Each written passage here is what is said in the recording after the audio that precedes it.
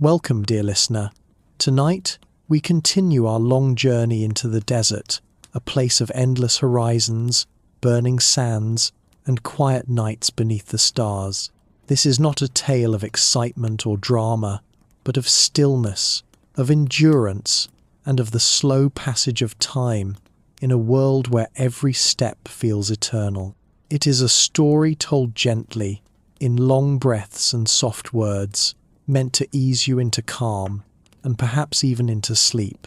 If you truly enjoy these quiet, boring history journeys that help you rest, I invite you to gently press the like button on this video and subscribe to our channel so you'll always have a place to return to when you need a companion through the long hours of the night. I'd also love to know from where in the world you are listening. Tell me in the comments what country or city are you in, and what time of night, or perhaps even day, is it there as you listen. It's always wonderful to see how many distant places come together here, gathered quietly beneath one roof of shared stories. Now, let us begin again.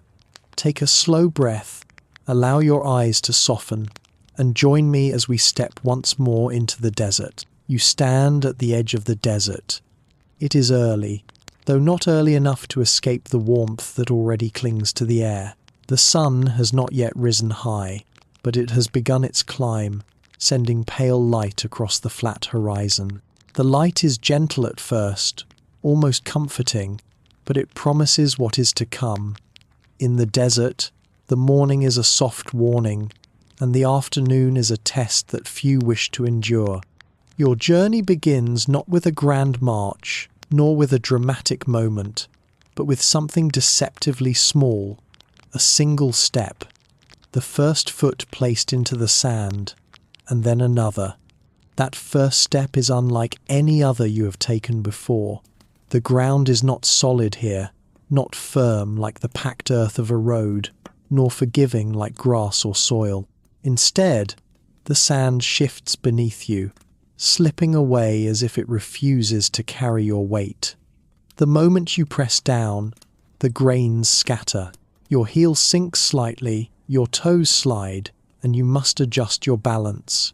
Even this single motion feels less efficient, less steady than the steps you have always known. In a medieval village, you would walk along narrow paths, trampled smooth by countless feet, firm and reliable under your shoes.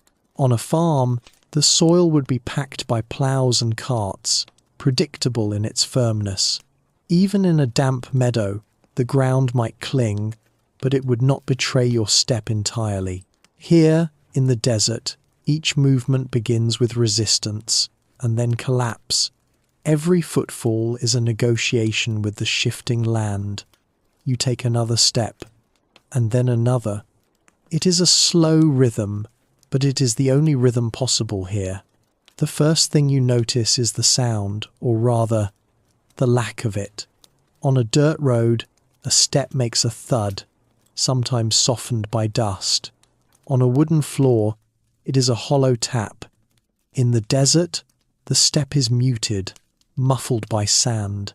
It is a whisper of grains shifting against each other, a sound so soft that it barely exists, but when repeated endlessly, it becomes all you hear. The footsteps create their own kind of silence, a rhythm that matches your breathing, slow and steady. You look down, and the sand itself seems endless. It stretches in all directions, a surface of muted colours, pale gold, washed beige, hints of faded grey, where the wind has scattered older layers. Each grain is tiny, but together they make a sea, an ocean without water. Unlike water, though, it does not flow in waves. It sits, waiting, until the wind decides to shape it again. Your first step reminds you that this is not an even road. Sand is deceptive. One place may feel shallow, another soft and deep. Some patches are firm for a moment, until you trust them, and then they give way beneath your weight. In medieval times, travellers spoke often of the desert as though it were alive, as though it conspired against the human body. not because of creatures hiding within it, but because of the way the land itself resisted progress. The first minutes of walking bring no great pain, only unease. The body is not yet tired. The sun is still kind enough to hold back its harshest heat, but there is a quiet reminder already this is different. Each step uses more effort than you expect. Muscles in the calves and thighs tighten a little faster than usual. Your balance shifts more often. The body begins to whisper, reminding you that you will need to work harder than you planned. The medieval traveller would feel it too. Whether they were a merchant leading a caravan of camels, a pilgrim making their way toward a holy place, or a messenger carrying the words of a ruler, the very first steps told them what the day would demand. You may imagine them at dawn, arranging their supplies, lifting their water skins, checking their sandals or shoes. The desert was not forgiving of the careless, and so even before that first step, there would be thought, preparation, and the heavy knowledge that once the sand began, it would stretch farther than the eye could see. As you walk, the grains cling to your shoes. In medieval times, footwear was simple. Leather sandals in some regions, soft boots in others, woven soles for those who could not afford more. None of them were designed for this landscape. Sand creeps into every seam, rubbing against the skin, working its way between the toes, and scratching until the skin grows sore. The first step introduces the feeling, and the 100th step deepens it. By the 1000th, there is no ignoring it anymore. The desert greets you not with noise, but with silence. This is not the silence of a church, or a forest, or a sleeping village. It is larger, heavier. It presses against the ears, making the smallest sounds feel strange. Your breathing is louder. The creak of leather straps on your shoulders, holding your water skin or pack, is louder. Even the faint shift of grains beneath your feet seems exaggerated. In medieval times, travelers often described the desert as a place where the world itself held its breath, where sound did not vanish, but seemed swallowed before it could travel. The first step reminds you of distance, for in the desert, distance is not measured by miles or by markers. It is measured by how many steps you can take before fatigue calls you to stop. Every step feels heavier than the last, and yet every step looks the same as the one before. The land does not change quickly. There are no new trees, no new buildings, no new scenery. Only sand, only horizon, only the slow drift of your own shadow as the sun climbs higher in the sky. Think of a medieval traveller setting foot here for the first time. Perhaps they came from a coastal port, where the air was damp and filled with the sound of gulls. Perhaps they left a village with narrow alleys, where animals bleated and carts rattled across stone streets. To step into the desert was to step into another world, one that felt almost empty of life, a place that erased the familiar. That first step was not only physical, but mental. It was a step into silence, into monotony, into a test of patience more than strength. And yet, the desert was not empty of meaning. To cross it was to connect kingdoms, to link trade, to carry goods that could not be found elsewhere. Salt, spices, silks, gold, all of them travelled across this sea of sand, and each one began with that first step, that first sinking of the foot into loose grains. Merchants took it, pilgrims took it, armies took it, though not without cost. You feel the heat more now. Not yet the blazing, oppressive heat of midday, but the warmth that seeps upward, radiating from the ground itself. The sand, even in the morning, holds yesterday's Sunday. It releases it slowly, almost gently, but never entirely. When your foot presses down, the warmth passes through the sole of your shoe into your skin, and as you lift it again, the heat lingers. The desert does not wait for the sun to climb high. it holds the memory of every day before. Step after step, you begin to notice the rhythm of your body adjusting. Breathing grows slower, deeper, as though preparing itself for the task ahead. Muscles begin to accept the extra strain. Your senses stretch outward, listening for anything in the distance. But there is only more sand, and so the mind begins to wander. For the medieval traveller, this wandering of the mind was a companion. The desert did not allow distraction. It stripped away the noise of the world, leaving only footsteps and thoughts. Some travellers prayed with every step, others counted. Some simply let their minds drift into silence, knowing that conversation was rare and that to speak too much was to dry the mouth faster. And so, in this way, the first step leads to the second, and the second to the third. A pattern begins. The desert does not resist you with sudden storms, not yet. It resists you with repetition, with sameness, with the small burden of each footfall, repeated endlessly, and you begin to understand why crossing it was never taken lightly. The first step into the medieval desert was the smallest moment of the journey, but also the most revealing. For anyone who took it knew, deep inside, that it would not be the last. It would repeat again and again, until days had passed, until supplies had thinned, until the desert itself decided whether to release or consume them. And so, you walk on, step by step, into the silence, into the sand. The desert morning does not rush. It does not leap suddenly into brightness, as a candle might flare in the dark. Instead, it unfolds, little by little, in a way that feels both gentle and inevitable. The first light is pale, soft, and almost grey. It touches the horizon with quiet strokes, revealing the outlines of the sand, the faint shapes of distant ridges, and the faint shimmer of grains that begin to reflect the sky. You feel it before you see it. The air, once cool with the remnants of night, begins to shift. The stillness of dawn carries a slight edge of warmth, a reminder that what is coming cannot be stopped.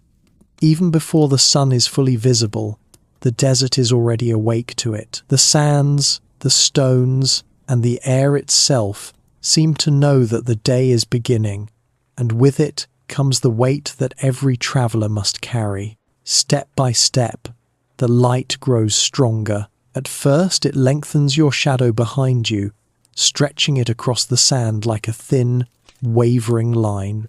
Then, as the sun rises, the shadow shortens, drawing closer to your feet, until eventually it will crouch below you in the midday hours.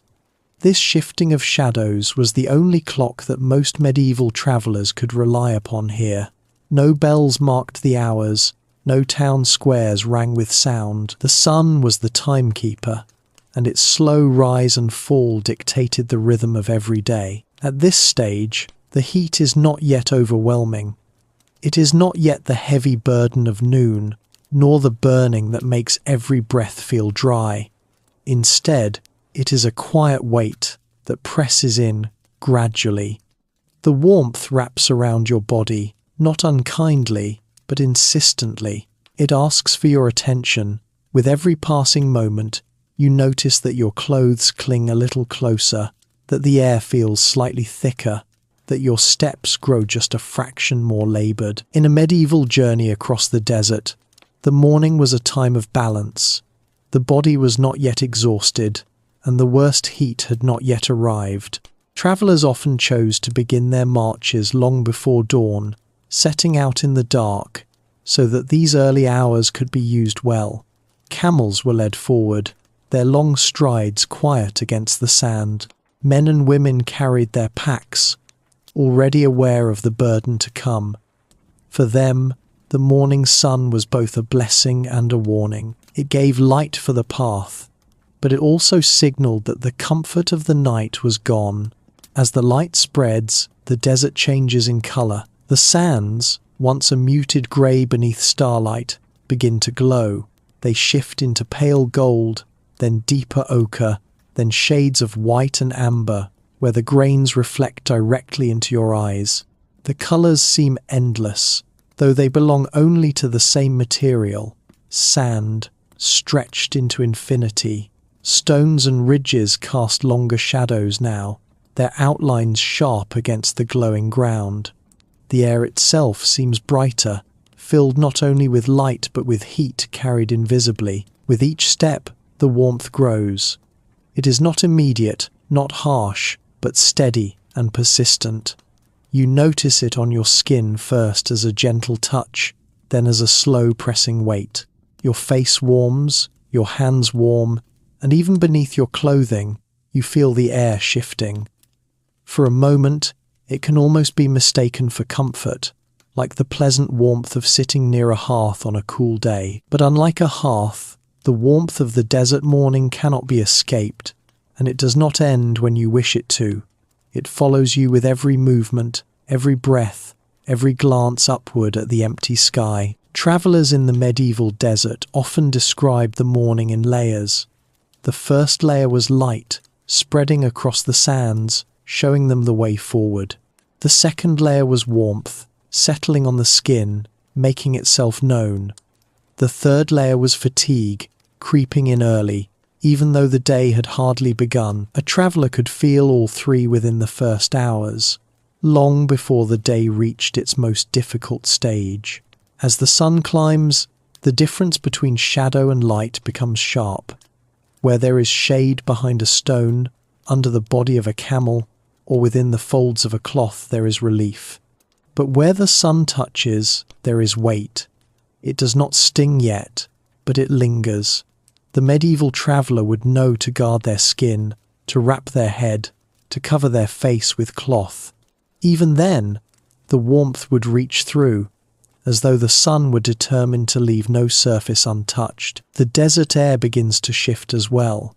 In the earliest moments of dawn, there was a coolness that made the lungs feel refreshed, each breath easy to take. Now, with the sun above the horizon, the air grows drier, thinner, less forgiving. Each breath carries a trace of dust, a faint dryness that settles on the tongue. Lips begin to crack, not sharply, but gradually. With each hour that passes beneath the spreading light, you continue to walk, and the silence of the desert deepens in this light. The sounds of night have faded, the faint rustling of unseen creatures, the calls of distant animals, the shifting winds of cooler hours. In their place, the morning grows stiller. The only sounds are your footsteps and your breathing, the creak of straps, the shifting of cloth. In the rising light, even the silence feels brighter, sharper, as though the sun has taken hold of everything and made it visible. And so the weight of the morning sun is not only physical, it is mental as well. It presses into thought, reminding you with every step that the day will not be gentle. The horizon does not change, the sand does not alter, and yet the sun makes each hour distinct. Travellers of the past often spoke of how time slowed in the desert. Morning hours stretched longer than they should, because the body felt every shift of light, every degree of warmth, every drop of sweat. By now, the heat of the sand beneath your feet has grown noticeable. Even through leather soles or woven sandals, the warmth rises. At first, it is mild, like walking on sunlit stone. Then it deepens, seeping upward with every step, until it feels as though the ground itself is alive with heat. A medieval traveller would know to keep moving, for stopping meant allowing the sun more time to settle upon them. Still, movement itself was a burden, and so each step was both solution and strain. The morning grows older, shadows shorten, light strengthens, and the air seems to shimmer faintly where it meets the ground. Travellers in the Middle Ages often wrote of this shimmer, describing it as a kind of mirage, though it was nothing more than the bending of air in the heat. Even so, it added to the sense of unreality, as though the desert itself were playing tricks on the eyes. What was distant appeared close, and what was close sometimes vanished into haze. The sun, with its steady climb, made certainty harder to trust. You may pause, lifting a water skin to your lips. The liquid is warm already, for the desert does not allow coolness to remain for long. Still, it offers some relief, though the mouth feels dry again only moments later. This is the way of the morning sun. It takes more than it gives, slowly but without pause. Each drink lessens the supply. Each step deepens the need. In the medieval desert, the morning was both the most precious and the most deceptive part of the day. It was precious because it was still survivable, still tolerable, still manageable. But it was deceptive because it suggested that perhaps the worst would not come. Yet every traveller knew better. The sun had not yet reached its height, and the hours ahead would grow harder with every passing shadow. And so you walk, feeling the sun's weight not only on your skin but in your very body. Your shoulders carry it, your back carries it, even your thoughts carry it, as the brightness fills your vision and leaves no place for rest. The morning is no longer new. It is steady, unrelenting, and it has only begun. By the time the sun has climbed fully, you understand its weight. Not as a single moment, but as a gathering, an accumulation of heat, light, silence, and effort. It is not a sudden trial, but a slow layering, step by step, hour by hour. And in this way, the morning sun becomes its own kind of burden, not crushing all at once, but pressing, steadily, endlessly, until you can no longer separate yourself from its touch. This was the truth for every medieval traveller who set foot here. The sun was not merely above them, it was upon them, around them, within them. It was the air they breathed, the ground they walked, the weight they carried without choice. And so, the day continues, step by step, beneath the growing light, beneath the weight of the morning sun. In the desert, there is no possession more precious than water. Not jewels, not spices, not silks carried for trade, not even gold, which might fill a pouch or chest but cannot quench the thirst of a single traveller. In the medieval desert, water was the measure of survival itself, counted not in barrels or rivers but in drops. Each one mattered, each one was guarded. From the very beginning of a journey, the weight of water was the truest burden. It was carried in skins made from animal hide, stitched and sealed to hold against leaks. Sometimes it was carried in clay jars, though these risked breaking upon the shifting ground. Sometimes in wooden casks, strapped to the backs of camels. However it was carried, it was heavy, far heavier than it appeared when resting on the ground. A single skin of water, slung over the shoulder, pressed hard against the back and chest. A cask, filled to the brim, seemed to drag against gravity itself. And yet the weight was welcome, for it was life. To begin without enough water was not to begin at all.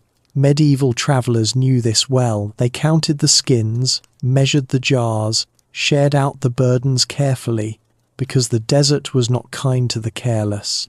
The sun would take what it wished. The sand would resist every step, and thirst would creep in silently, long before hunger. You lift the water skin, and already you feel it pulling against your shoulder.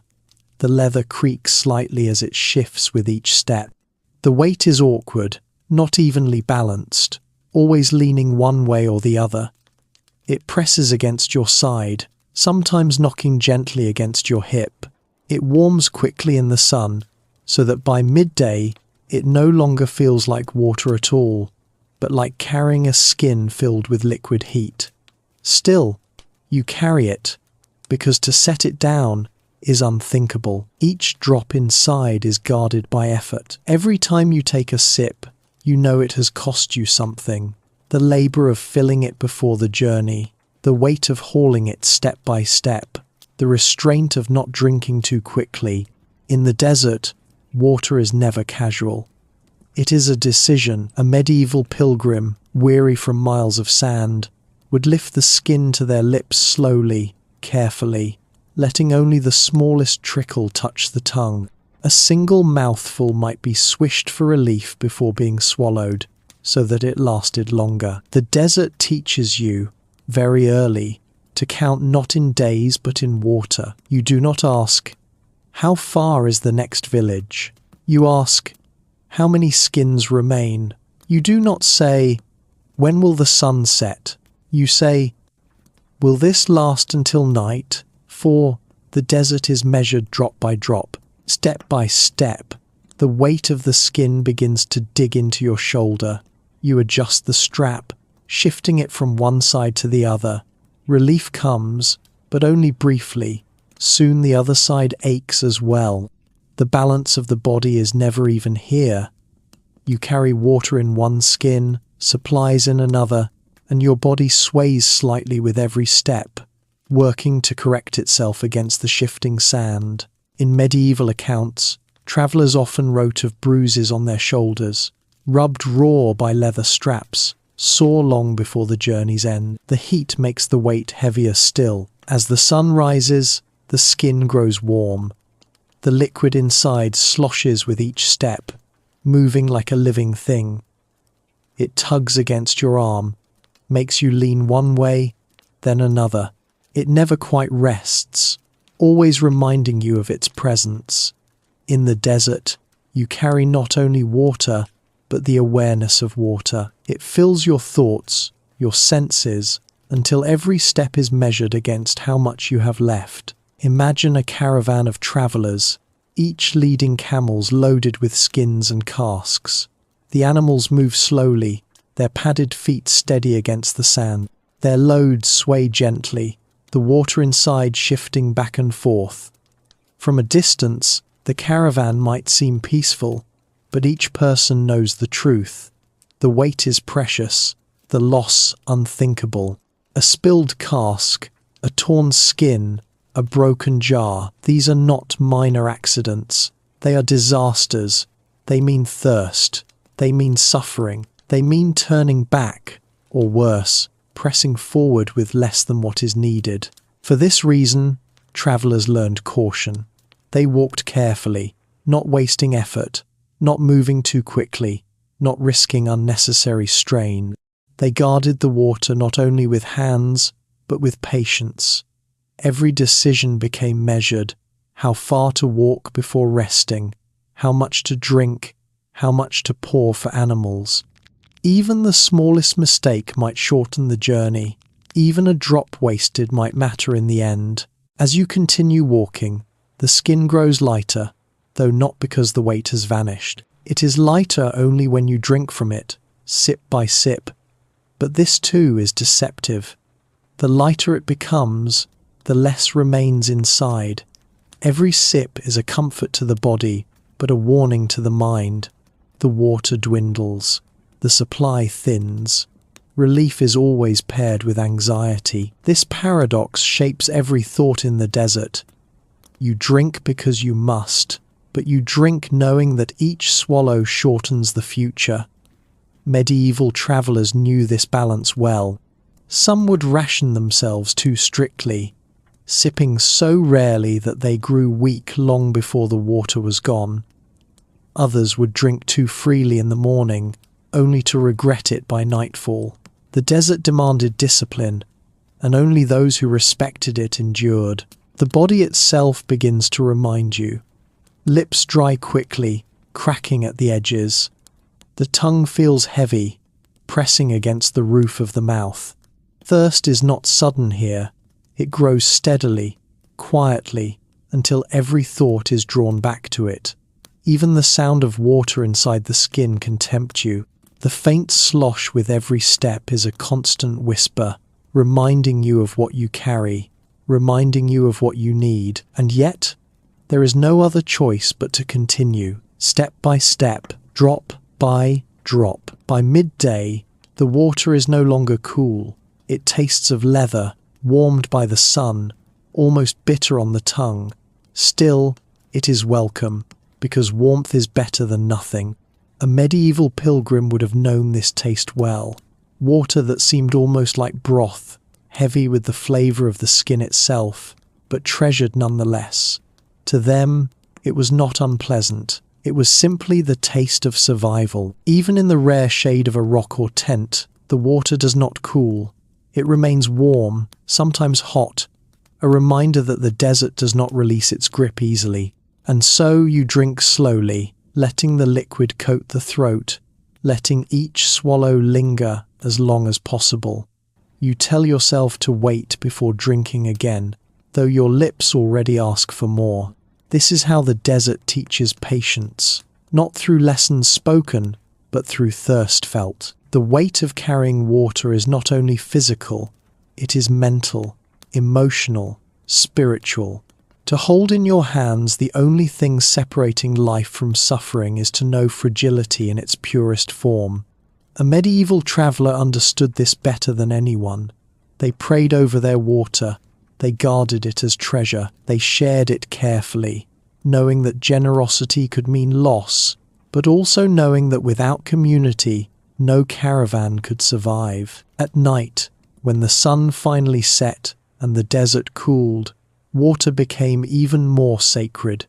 A single sip by starlight tasted sweeter than any wine. It washed away the dust of the day, soothed the throat, refreshed the spirit. Travellers would sit together, passing skins from hand to hand, taking only small mouthfuls, grateful for what remained. In the silence of night, the sound of water leaving the skin was as soft and precious as music. And so the desert was crossed, not mile by mile, but drop by drop. Each one mattered, each one counted. Every step carried not only the body, but the weight of the water itself, both burden and salvation. Without it, no journey could last a day. Without it, no traveller could endure. To carry water in the medieval desert was to carry life. Heavy, awkward, fragile life. A burden worth more than gold, worth more than strength, worth more than speed. It was the measure of every step, the reason behind every decision, the quiet rhythm of survival itself. And so you walk on, carrying water, drop by drop. The desert has many ways of exhausting you. The heat presses down, the thirst grows heavier with every hour, the sand shifts beneath your feet, resisting every step. But perhaps the most difficult challenge of all is silence. Silence is not only the absence of sound, it is the weight of emptiness stretched across every direction. It is the way the air seems to swallow even the smallest noise. It is the endless repetition of your own footsteps, echoing not against walls or valleys, but into nothingness. Silence is not a pause here. It is constant. It is the very fabric of the desert itself. You begin to notice it after the first hour of walking. At first, there is still novelty, the crunch of your feet, the shifting of sand, the creak of the straps on your shoulders. But as the horizon remains the same, and as each step begins to feel like the last, the sounds themselves grow smaller. They do not vanish, but they lose their meaning. They merge with the silence until they seem almost part of it. Each step makes a sound, a faint crunch, a muffled press, the noise of sand sliding against itself. At first, you hear it distinctly. You even listen for it, measuring your pace by the rhythm. Left foot, crunch. Right foot, crunch. The pattern is steady, the sound is familiar. But after a while, the sound seems to sink into the desert itself. It does not echo. It does not carry. It simply disappears, swallowed whole by the vastness of the air and sand. You could take 100 steps, or 1,000, and the desert would hold them all in silence, as though they had never been made. This is how the monotony begins, not through hardship, not through sudden suffering, but through the realization that nothing changes. The same sound, the same rhythm, the same silence that follows. Medieval travelers often spoke of this silence. Some feared it, calling the desert lifeless, godless, or cursed. Others welcomed it, saying it brought them closer to prayer, to reflection, to stillness of the soul. For most, it was simply something to endure. Day after day, hour after hour, There was nothing to break the monotony but one's own thoughts. Walking in silence can be harder than carrying weight. The body can adapt to a load. Shoulders grow strong, legs grow accustomed, muscles adjust. But silence does not grow lighter. Silence presses inward, into the mind, reminding you that there is no conversation to be had, no song to be sung, no bird to break the stillness with its call. There is only the step, and the crunch, and then the silence again. Your senses begin to heighten in strange ways. You notice the smallest sounds, the faint jingle of metal on your belt, the creak of leather, the flutter of cloth against your skin. You hear your breathing clearly, each inhale loud, each exhale louder.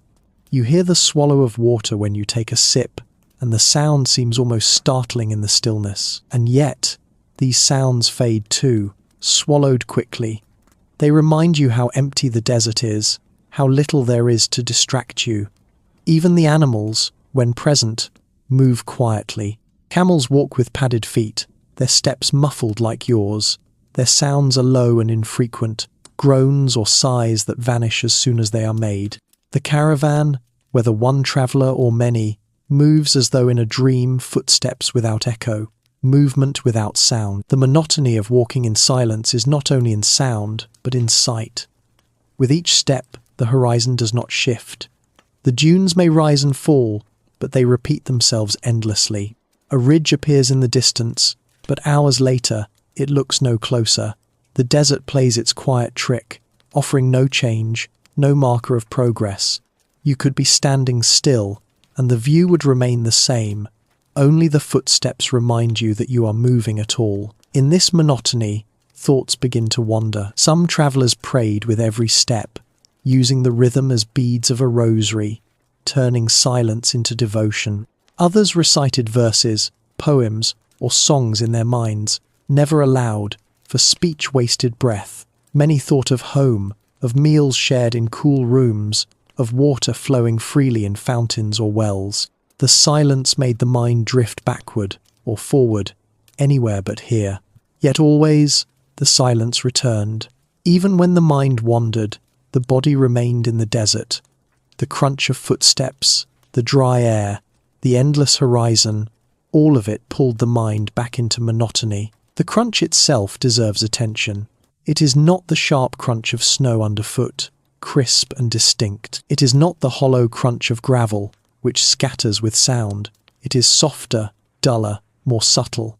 A pressing sound, like cloth rubbing against cloth, or like flour shifting in a sack. It does not command the ear. It whispers, and it whispers endlessly, until you no longer hear it, or until it becomes all you can hear. Medieval accounts describe how travellers grew weary not only from thirst or heat, but from this sameness.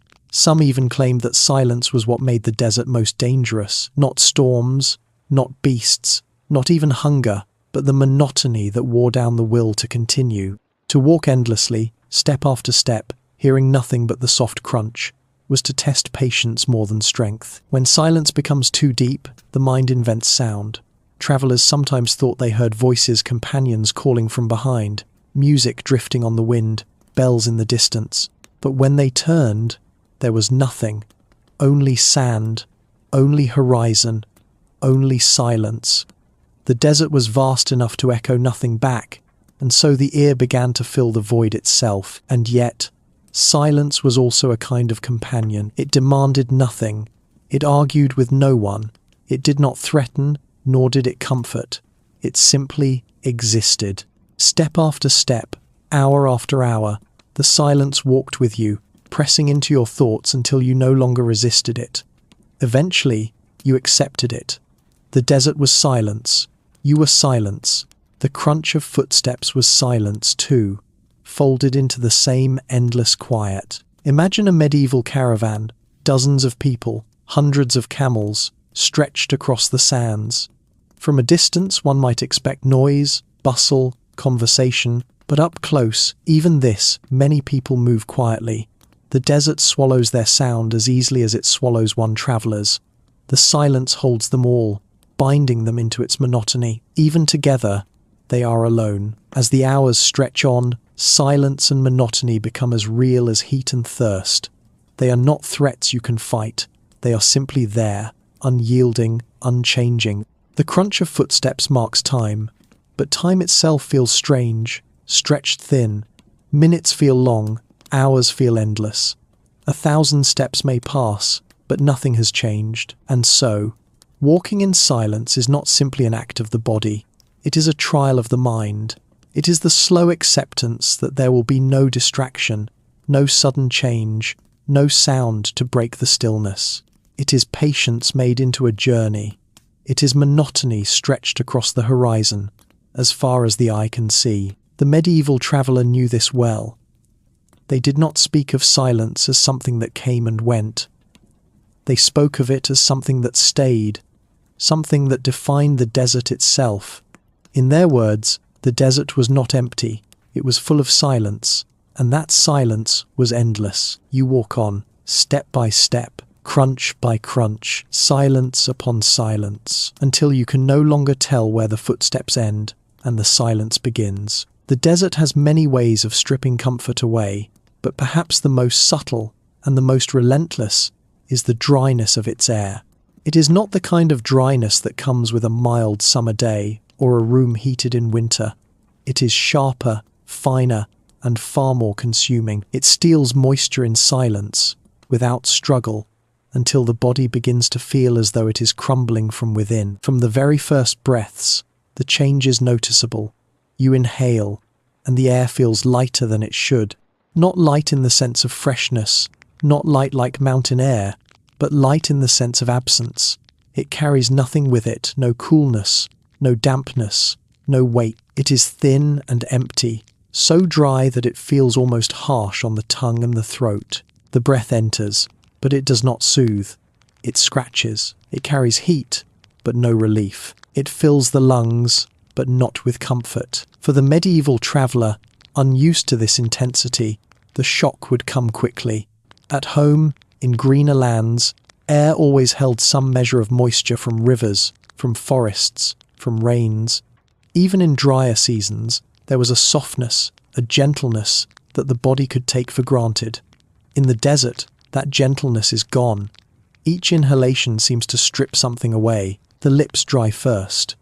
Within an hour of walking, the soft skin begins to feel tight. The natural moisture disappears as though it has been drawn out by invisible threads. The lips lose their softness and begin to crack at the edges, small fissures, opening that sting with each movement. Speaking makes them worse. Smiling, even briefly, pulls the skin into lines that break and split. For this reason, desert travellers learn to keep their mouths closed as much as possible, saving words not only to preserve silence, but to preserve the fragile skin of their lips. The tongue follows soon after. At first, it feels coated with dust, even when there is none. The dryness of the air makes the surface rough, grainy, as though a thin layer of sand rests upon it. Saliva becomes scarce, swallowing grows deliberate, a conscious act rather than an unconscious one. Each swallow feels incomplete, leaving the throat wanting, needing more. The throat itself becomes the greatest burden. At first, it is a faint irritation, a tickle at the back of the mouth, but with each hour, it deepens. The air moving through feels like cloth rubbing against cloth, dry fabric scraping down into the chest. Talking worsens it. Even breathing through the mouth too often makes it harsher. Medieval travellers often covered their mouths with cloth, not only to keep out sand, but to trap whatever small measure of moisture they could. Even a thin veil, dampened with the last drops of water, was better than nothing. Breathing becomes an effort, not because the lungs cannot take air, but because the air does not feel like it nourishes. Each inhalation seems to demand more than it gives. The lungs expand, but the body feels no relief. The chest rises and falls, yet there is no refreshment. Instead, each breath feels like another layer of dryness pressed into the body, another thin film of heat settling deeper inside. The skin, too, responds to this dryness. The face begins to feel stretched, the hands rough, the eyes prone to blinking more often than usual. The air carries no moisture to soothe them, no softness to keep them clear. Dust and grit sometimes cling to the edges, making each blink feel heavier. In medieval accounts, travelers often spoke of red eyes, stinging in the wind, the lids sore from rubbing. Without balm or relief, the only answer was endurance. As the hours stretch, the body begins to thirst more quickly than one might expect. Not because of sweat alone, though sweat is lost steadily in the heat.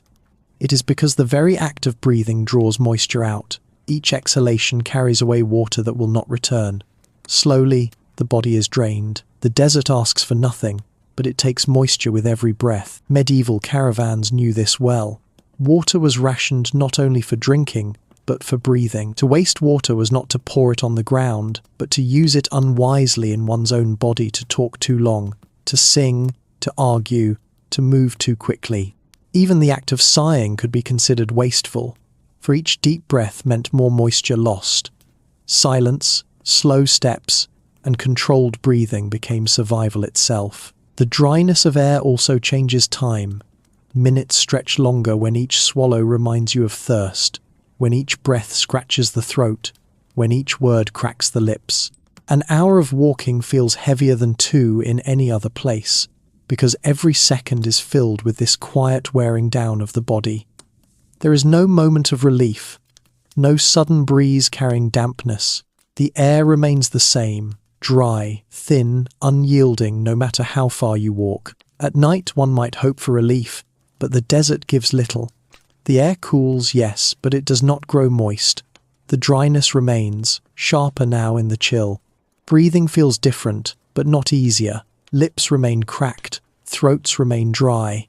The body continues to give up its water, even in sleep. Imagine the medieval pilgrim, traveling across a stretch of desert between distant cities. The days are long, the nights cold, the journey unbroken. Their lips have cracked to bleeding. Their tongue feels heavy, dry as leather. Their throat burns with each swallow, and yet they must swallow often, for dust clings to every breath. Their eyes are sore, their skin tight, their hands roughened by nothing more than the air itself. And still, they walk, because to stop is worse. To stop is to lengthen the time spent in this dryness. To walk is to bring the end nearer, however slowly. In such silence and dryness, even the smallest sip of water becomes sacred. A drop on the tongue is not simply refreshment, it is life returned. A moist cloth against the lips feels like a blessing. Travelers learned to treasure these moments. They drank sparingly, but when they did, they let the water sit on the tongue, soak into the cracks, linger in the throat. Every drop was savoured, not swallowed too quickly. But the dryness always returned. It could not be escaped. The desert was built of it, just as much as of sand and sun. The medieval mind often explained this dryness in spiritual terms. Some said it was a test of endurance, a reminder of mortality, proof that the body was dust and would return to dust. Others said it was a punishment, a cleansing fire that stripped away comfort until only the soul remained. Whatever the explanation, all agreed on its power. The dry air humbled every traveller, no matter their wealth, their rank, their strength. Breathing itself became the greatest effort, not the kind of effort one thinks of in climbing or lifting, but the quiet, ceaseless effort of endurance. Every breath cost something. Every swallow reminded you of need. Every crack of the lips showed what had already been lost. Step after step, hour after hour, the air continued its work. Unseen, unheard, it took from the body drop by drop, until thirst became constant and dryness became the only companion. In this way, the desert reminded the traveller, survival was not only about distance or direction, it was about the air itself. Each breath a reminder of fragility, each moment a lesson in patience. And so, walking through the medieval desert meant breathing in dryness, feeling it in the lungs, on the lips, in the throat, in the skin, until there was no part of the body untouched. It was not something you fought. It was something you endured. The desert gave silence. The desert gave monotony. But above all, the desert gave dryness. And still, the traveller walked on. The desert has its own kind of stillness, and nowhere is that stillness more evident than in the horizon. When you walk across it, step by step, the landscape does not shift in the way one expects. There are no sudden hills, no groves of trees, no bends in a river to mark the passage of distance. There is only the line where earth and sky meet, an unbroken edge, stretched so far that it feels like a circle enclosing you in every direction. For the medieval traveller, this horizon was both a guide and a burden. It showed the way, but it gave nothing else. It was always there, waiting, unwavering, no matter how far one walked. A mile, 2 miles, 3, the line never changed. It was as though the world itself refused to acknowledge the progress being made. At first, there is a kind of fascination with it. The sight of so much openness, unbroken and vast, is unlike the green, cluttered lands of farms and forests. It feels clean, simple, infinite, but fascination soon gives way to unease.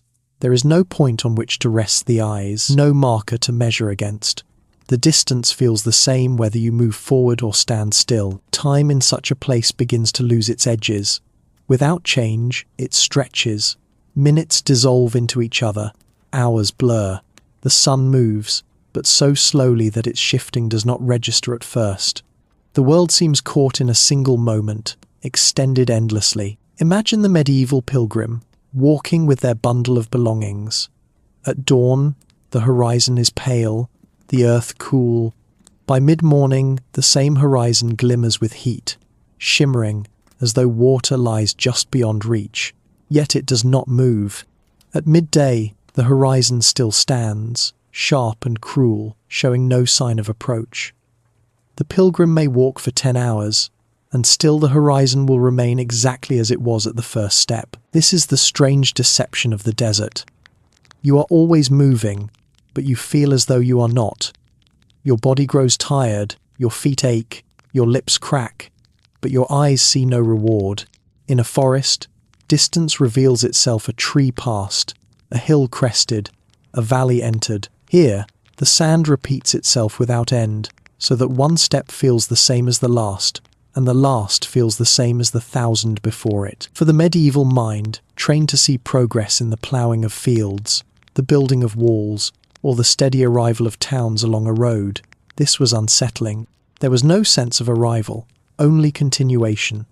To walk in the desert was to submit to an illusion of stasis, where effort never seemed to yield change. Travellers often spoke of mirages, shimmering lakes that appeared on the horizon, promising water, only to vanish as one drew nearer. These illusions were not only tricks of the eye, they were symbols of longing. They reminded the traveller of how much they wanted change, how much they sought even the smallest reward for their steps. But the desert withheld it. The horizon mocked their desire, holding its distance firmly in place. Walking in this endlessness reshaped the rhythm of thought. With nothing new to see, the mind turned inward. Memories surfaced. Old prayers repeated themselves. Some counted steps, others murmured verses.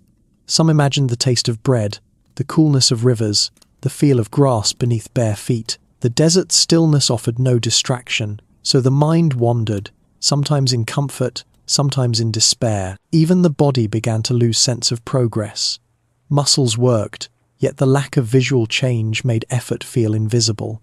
Fatigue came not from hills climbed or obstacles crossed, but from the endless repetition of flatness. The feet sank into sand again and again, the horizon remaining unmoved. The medieval traveller might glance behind them, hoping to see evidence of distance gained. But even there, the horizon was the same, another unbroken line, the path already covered, erased by the shifting wind. There was no mark of where they had been, no sign of how far they had come. The past was swallowed as easily as the future remained withheld. The traveller was left only with the present, one step, then another, then another. The horizon also carried with it a sense of isolation. To stand in the desert was to see the limits of the earth, yet never to touch them. In villages, there were boundaries, a wall, a river, a field of crops. In forests, trees stood close, hemming in the path. In mountains, cliffs, and slopes declared the edges of the world. But in the desert, the edge was always distant, unreachable. The horizon seemed to retreat endlessly, so that the traveller felt both enclosed and utterly exposed at once. It is easy to imagine how this could weigh on the spirit. To walk and walk, but never to arrive. To see nothing change, yet feel the body weaken, to thirst, to sweat, to endure, yet to find no sign of progress. The desert, in this way, was not only a trial of the body, but of the mind. It asked for patience beyond measure, for endurance without reward. And yet, in this monotony, there was also a strange kind of peace. Without change, there was no urgency. Without landmarks, there was no distraction. The steps became a rhythm, steady and calm. The body adjusted to the sameness, the mind to the slowness.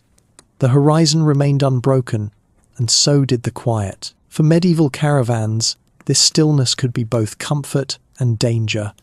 Comfort, because it allowed for steady movement without sudden obstacles.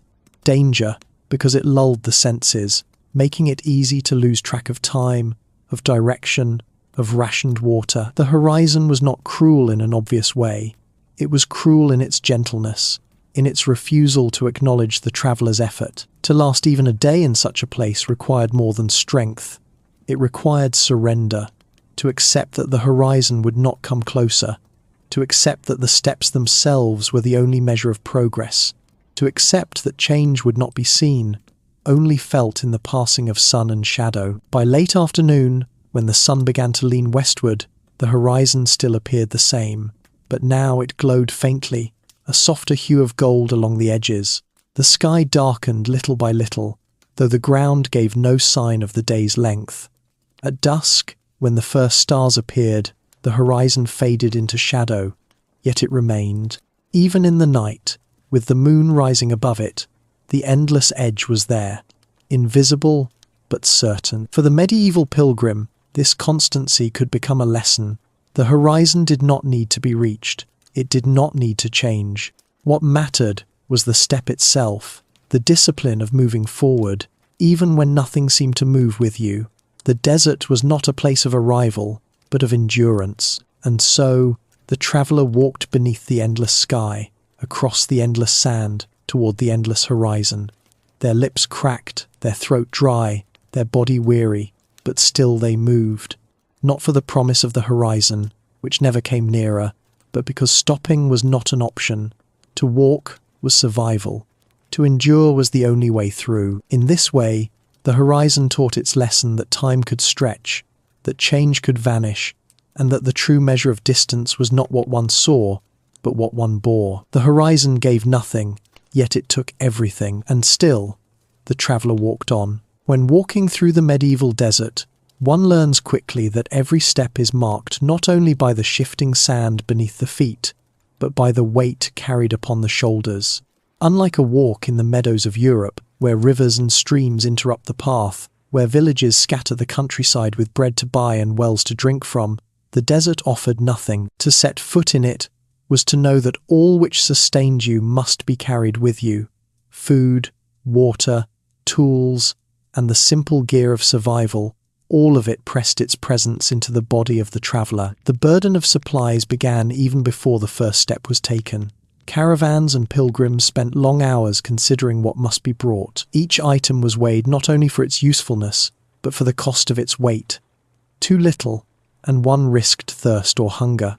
Too much, and the body would collapse under the strain, or the pack animals would falter before the journey was complete. The desert was merciless in this calculation. It punished both excess and lack. Imagine the medieval traveller crouched in the dawn light of their departure, tying bundles with coarse rope, a skin of water here, a sack of dried bread there, a pouch of dates carefully wrapped in cloth. Beside it lay a length of rope, a small iron pot for boiling, perhaps a flint for fire. These objects seemed so ordinary in the safety of the village, yet in the desert they were the boundary between life and silence. Each item added its own pressure to the load. A water skin, full at the start, grew heavy with every drop. Though precious, it dragged upon the shoulder, its weight slapping against the hip with each step. Bread, hard and flat, pressed together in stacks, had little softness to it. Dates, sweet but dense, formed their own compact bundle. Together, these supplies created a mass that clung to the traveller like a second body. Tools, too, demanded to be brought. A knife for cutting rope, a small axe for chopping wood if any could be found, a needle and thread for mending clothes. Even the smallest items, when added together, multiplied the burden. Then came the necessities of shelter. A rolled wool blanket, perhaps a square of canvas, sometimes even a small tent, if the journey was long and the group large. The blanket, warm at night, seemed harmless when folded, but when tied upon the back, it became another drag, another demand upon weary shoulders. The medieval desert traveller often carried a staff as well, both for balance and for defence. Simple, yes, but even the staff reminded them of the weight of survival. It was not optional, it was needed. For those who travelled in groups, supplies were shared and divided. Yet even then, fairness meant little to the body that bore the weight. A man might walk with a sack of flour for miles while his companion carried little more than a pouch of herbs. Each felt their own burden, each resented it quietly, but each accepted that without these items, no one would reach the other side of the desert. Animals were often employed: camels, donkeys, mules. Their backs bore far more than a human could, but even they had limits. A camel could carry great loads, yet it too needed water, food, and rest.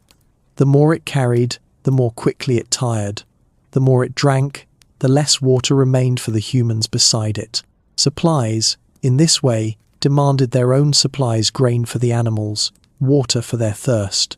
Burden bred burden, weight produced more weight. The desert laughed silently at every calculation, every careful balancing of needs against strength. For those without animals, every burden became personal. The straps cut into shoulders, the rope rubbed the skin raw. A pack shifted and tugged with each uneven step, creating sores that grew red and painful. Some travellers wrapped cloth around their shoulders to soften the bite, but even that cloth was another item to carry, another piece of the puzzle. Food itself was not abundant. In the desert, what one carried was often what one ate: monotonous, simple, and slowly diminishing. A flatbread broken into halves, a date chewed slowly, the sweetness lingering only briefly before fading into dryness, a sip of water to push it down. There was no feast, no variety. Supplies were measured not in comfort, but in endurance. Each bite had to last, each drink had to be rationed. The burden was not only physical, but mental. The knowledge that what you carried was all there was, and when it was gone, there would be nothing else. This knowledge pressed harder than any sack. Each day, as the load grew lighter, the body grew weaker. Water skins emptied, food bundles shrank. Yet this lightness did not bring relief, for it meant the journey's margin of safety narrowed. Each meal consumed was a step closer to emptiness. The desert made sure that one never truly escaped the burden of supplies. If weight did not press upon the shoulders, then worry pressed upon the mind. Travellers adjusted their pace according to their burdens.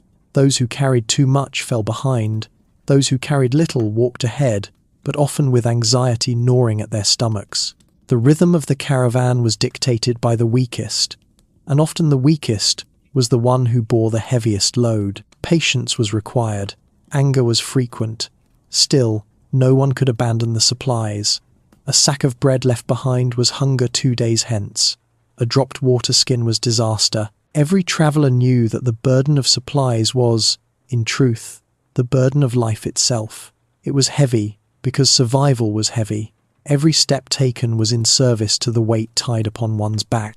Without it, the sand would claim the body quickly.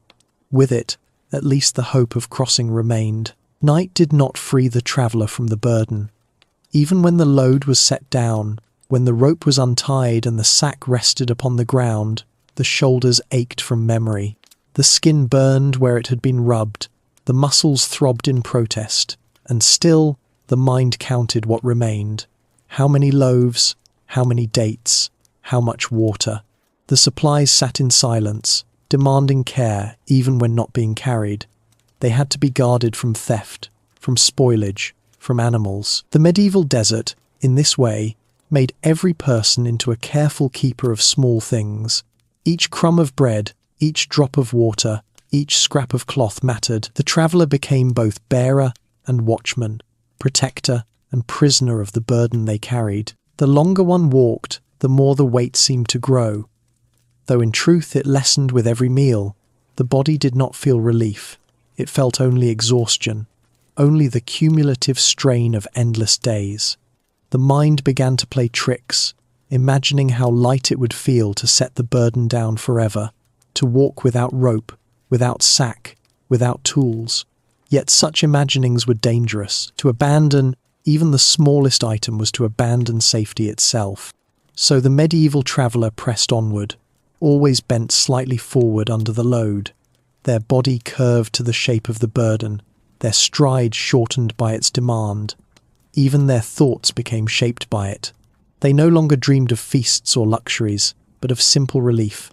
A lighter rope, a softer strap, a cooler drink of water. The burden of supplies was never only about weight. It was about the constant reminder that survival required preparation, and preparation required sacrifice. To live, one had to carry.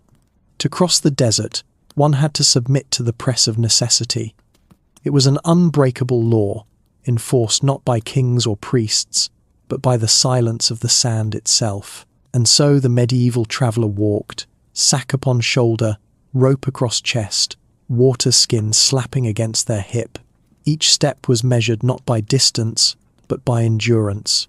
Each day was counted not by hours, but by how much bread remained, how much water had been spared. The desert made them into accountants of survival, measuring life in ounces and drops.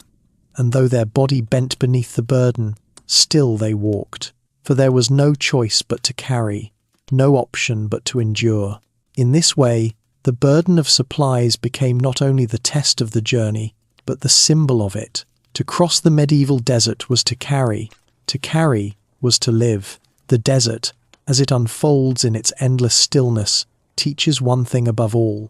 Shade is not simply a comfort, it is a necessity, a fragile border between endurance and collapse. Yet in the medieval desert, shade was not a gift to be taken for granted. More often than not, it was a mirage, a memory, or a promise unfulfilled. To seek shade was to learn the quiet cruelty of absence, to search for what was not there. When the sun rose higher in the sky and began its slow climb toward the center of the heavens, travelers instinctively looked for shelter. It was natural to think of a tree, a rock, a wall, anything, to cast a shadow broad enough to rest beneath. In a village, in the cultivated fields of home, such shelter was never far. The eaves of a house, the trunk of a tree, even the narrow shade of a fence post might suffice. In the desert, there was nothing. No tree, no wall, not even a post.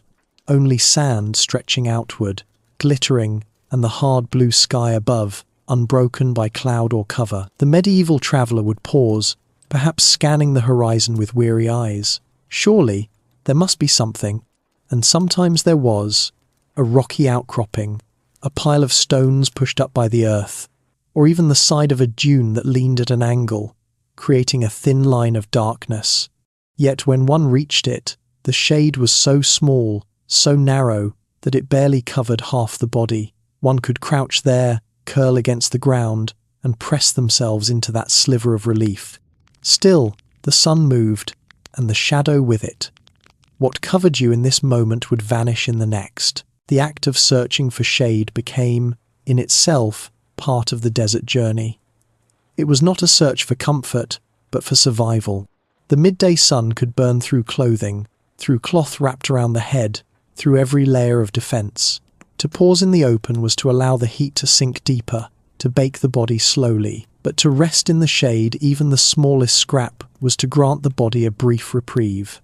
A pause in suffering, a moment of slowing the loss of strength.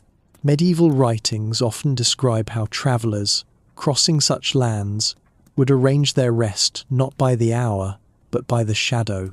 When a rock was spotted in the distance, the caravan would steer toward it, adjusting their path for the chance of shelter. When found, the animals were gathered close, their bodies themselves forming a circle of shade for one another. Humans, too, would use one another's presence as shelter. A man crouched beside a friend, leaning shoulder to shoulder, each one shading the other from the sharpest edge of the Sunday. But more often than not, there was nothing at all. No rock, no dune, no friend, close enough to shield the body. There was only the long sand, flat and relentless. To rest, then, was to rest in sunlight, to give the body over to the burning air. In such moments, travellers spoke of laying down with cloth drawn over the face, creating a small, stifling cave of fabric that at least kept the sun from touching skin directly. It was not cool, it was not true relief, but it was something an illusion of separation from the fire above.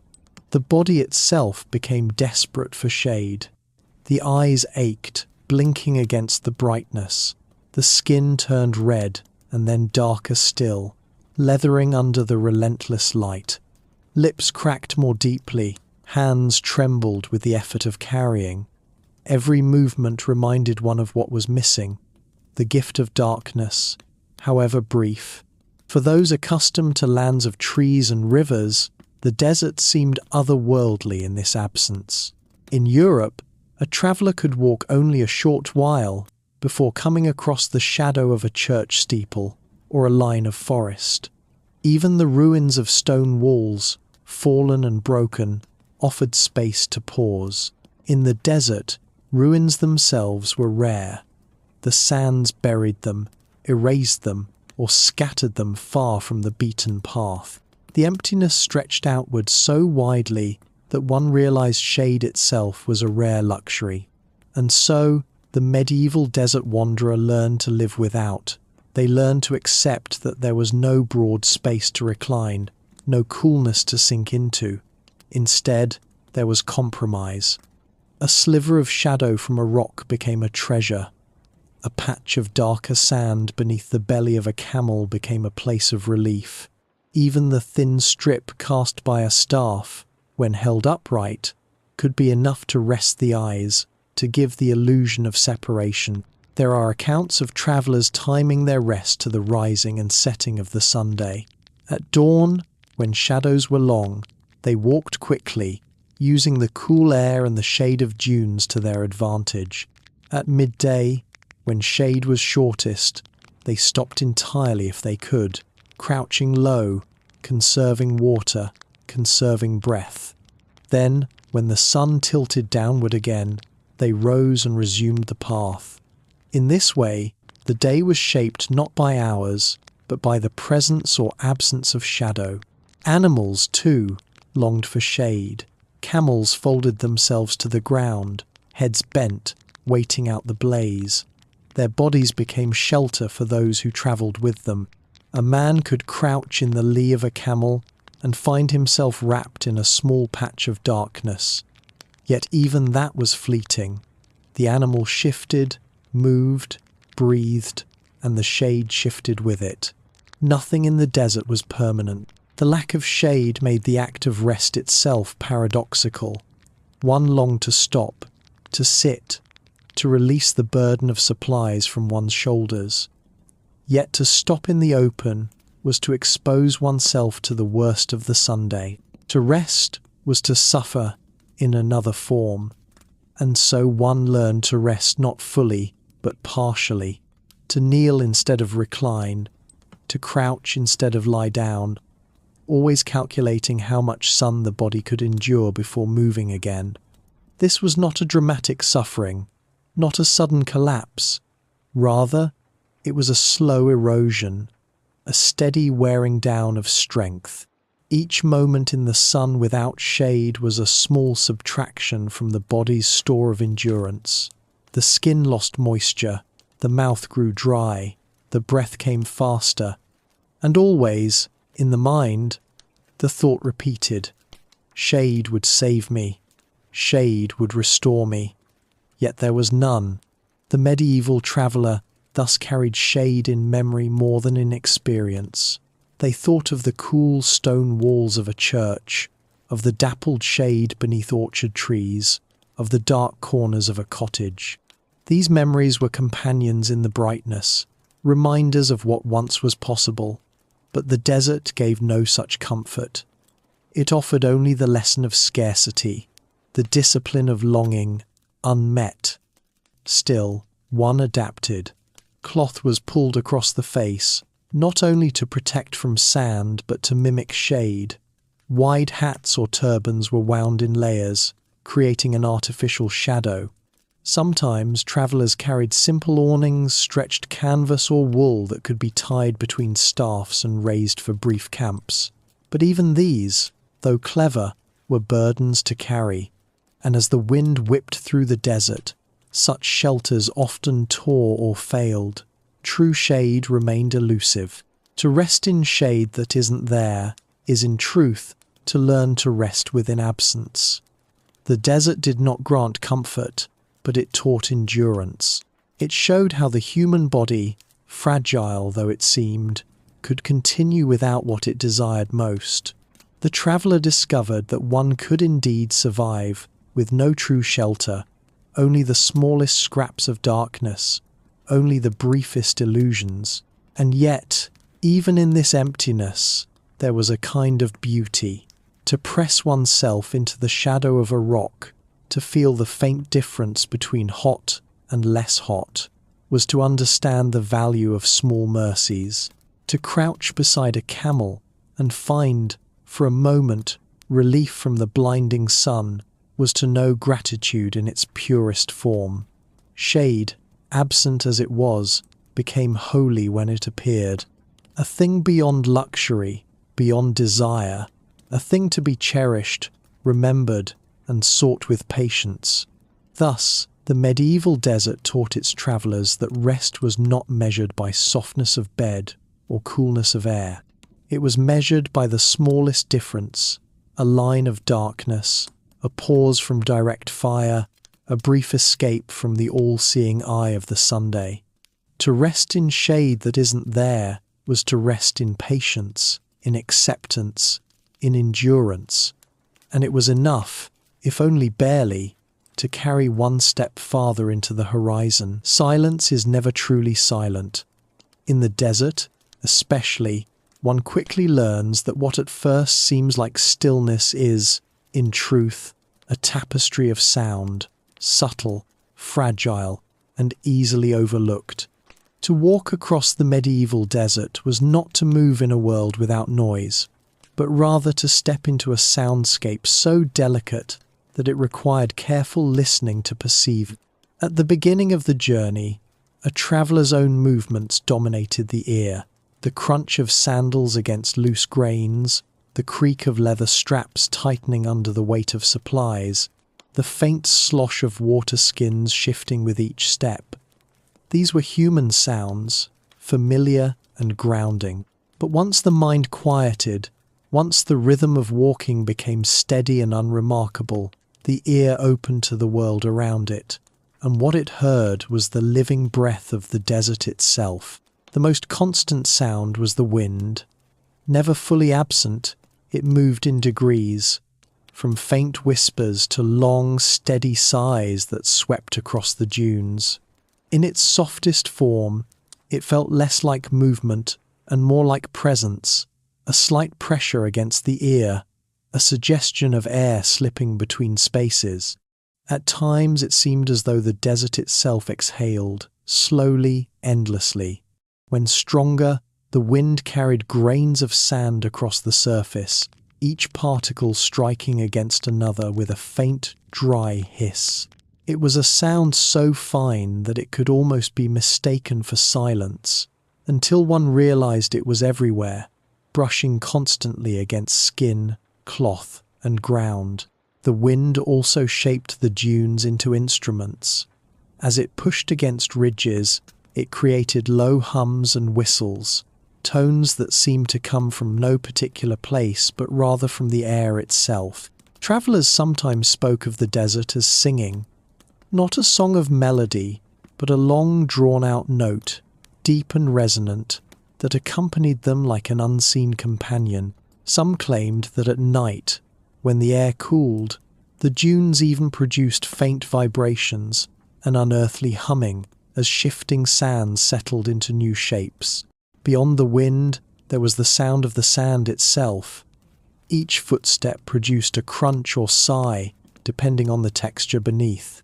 Coarse sand, ground together audibly, sharp and gritty, while fine sand, nearly powder, produced only a soft hiss, like fabric brushing fabric. Walking became a form of percussion, the steady rhythm of human presence against an otherwise fluid landscape. In long stretches, when no other sound intruded, the footfalls were almost hypnotic, an endless repetition, step after step, blending into the larger pulse of the desert's voice. Sometimes sand moved on its own. A dune, disturbed by the wind, sent a small cascade slipping downward. The grains poured like water, each collision producing a faint trickling noise, not unlike the sound of a stream, yet dry, fragile, and fleeting. In certain rare conditions, larger cascades created what was known as booming sand, a deep, resonant sound, like the roll of distant thunder, produced when countless grains vibrated together as they slid. Medieval travelers, unfamiliar with the physics, often described it in awe, as if the earth itself groaned beneath their presence. And yet, the desert was not only wind and sand. Hidden within its emptiness were the lives of animals, and with them, sounds both expected and surprising. At dawn and dusk, when the air cooled, one might hear the faint calls of birds, ravens circling overhead, or small desert larks whose songs rose gently from the scrub. Their voices were not numerous, but they carried far, clear, and high against the openness. Each bird call was a reminder that life, though scarce, endured even here. Insects too contributed to the desert's quiet symphony. The chirp of crickets, faint but persistent, might be heard near patches of vegetation.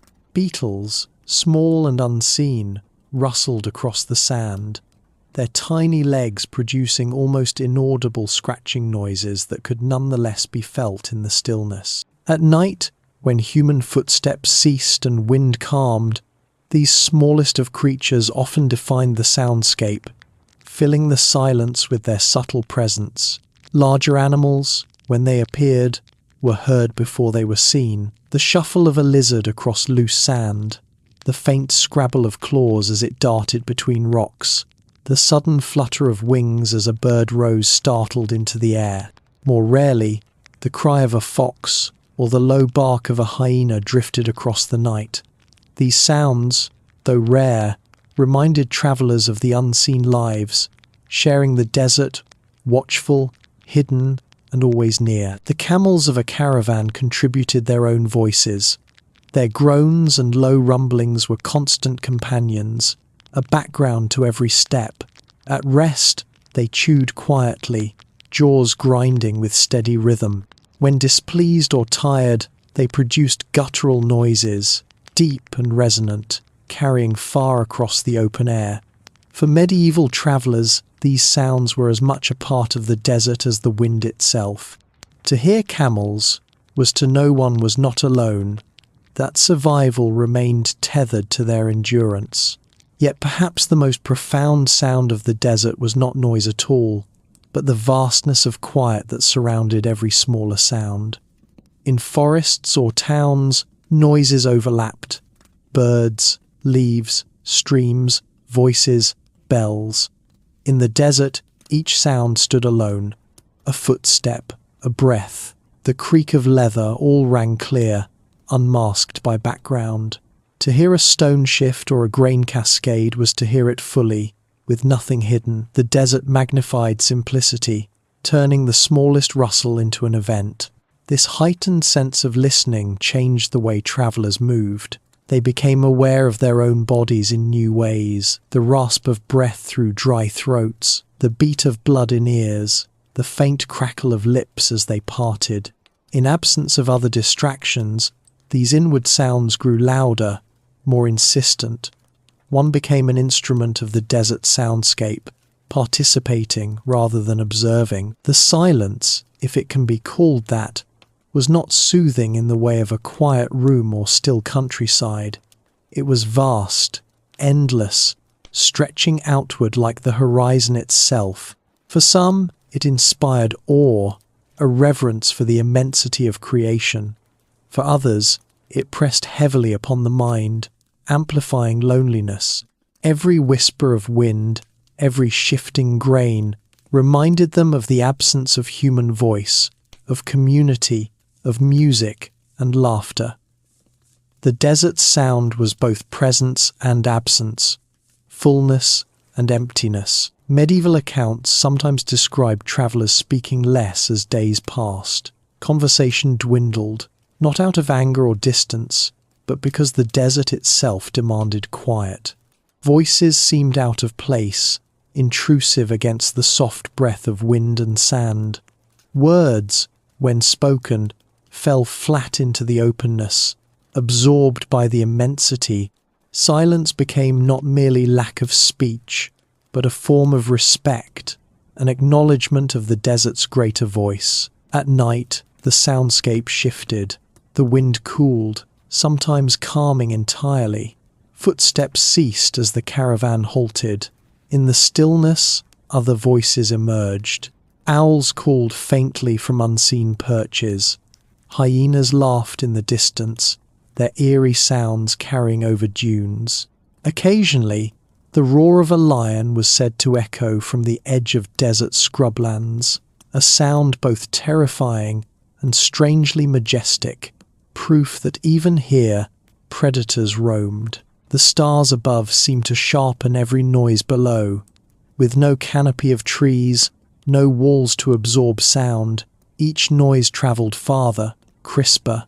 A pebble disturbed near camp could be heard across its length.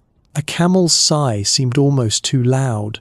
Travellers lay awake, hearing the minute shifting of sand beneath the cooling air, the faint whistle as grains moved in tiny cascades. It was as though the world itself whispered endlessly, in tones too fine to notice in busier lands. For those who listened closely, the desert sound was not monotonous. It was layered, complex, full of nuance. The sigh of wind differed with every angle of dune, every shape of rock. The footsteps changed as sand grew coarse, fine, packed, or loose. The calls of animals varied with hour and season. To an untrained ear, perhaps it was only silence. To those who journeyed long, it became a symphony, subtle but vast, a music of endurance. And so, the medieval traveller crossing the desert did not walk in silence, but in the company of the desert's voice. Wind and sand, animal and insect, camel and breath, all wove together into a fabric of sound as endless as the horizon itself. To hear it required patience, quieting of one's own mind, and acceptance of stillness. Once heard, it could not be forgotten. It was not the music of cities, not the rhythm of fields, but something older, slower, more eternal. The desert spoke, not loudly, but constantly. Its language was one of hisses, sighs, whispers, and distant calls. Those who survived it carried those sounds within them long after leaving, remembering the way wind hummed against the dunes, the way sand trickled like dry water, the way silence itself became a companion. In the end, the sounds of the desert were the sounds of survival, of passage, and of a world both barren and deeply alive. Sand, though simple in form, is a world in itself. To an observer who glances quickly across the desert, it appears uniform, an endless expanse of yellow or pale beige, stretching without variation. But to the medieval traveller who lived upon it, walked it hour after hour, the sand became many things: ground, obstacle, burden, and companion. It was not a neutral stage for the journey, but a presence in constant conversation with the body. To walk the desert was to walk not merely upon the earth, but upon sand grain after grain, shifting, sliding, burning, and resisting every step. The first truth of sand, discovered even in the cool hours of dawn, was its instability. Unlike firm soil or stone roads, it never offered complete support. A foot pressed down and the ground yielded, swallowing part of the step, loosening beneath weight. Each grain, small and almost weightless alone, combined into a surface that constantly rearranged itself. To walk upon it was to ask the ground to hold still, and to be answered with refusal. Every stride carried not only forward but downward, a sinking that demanded more energy than the same motion upon grass or cobbled street. At first, this sinking seemed minor, a gentle softness beneath the soul. But over time, as the body repeated thousands of steps, the cost grew heavy.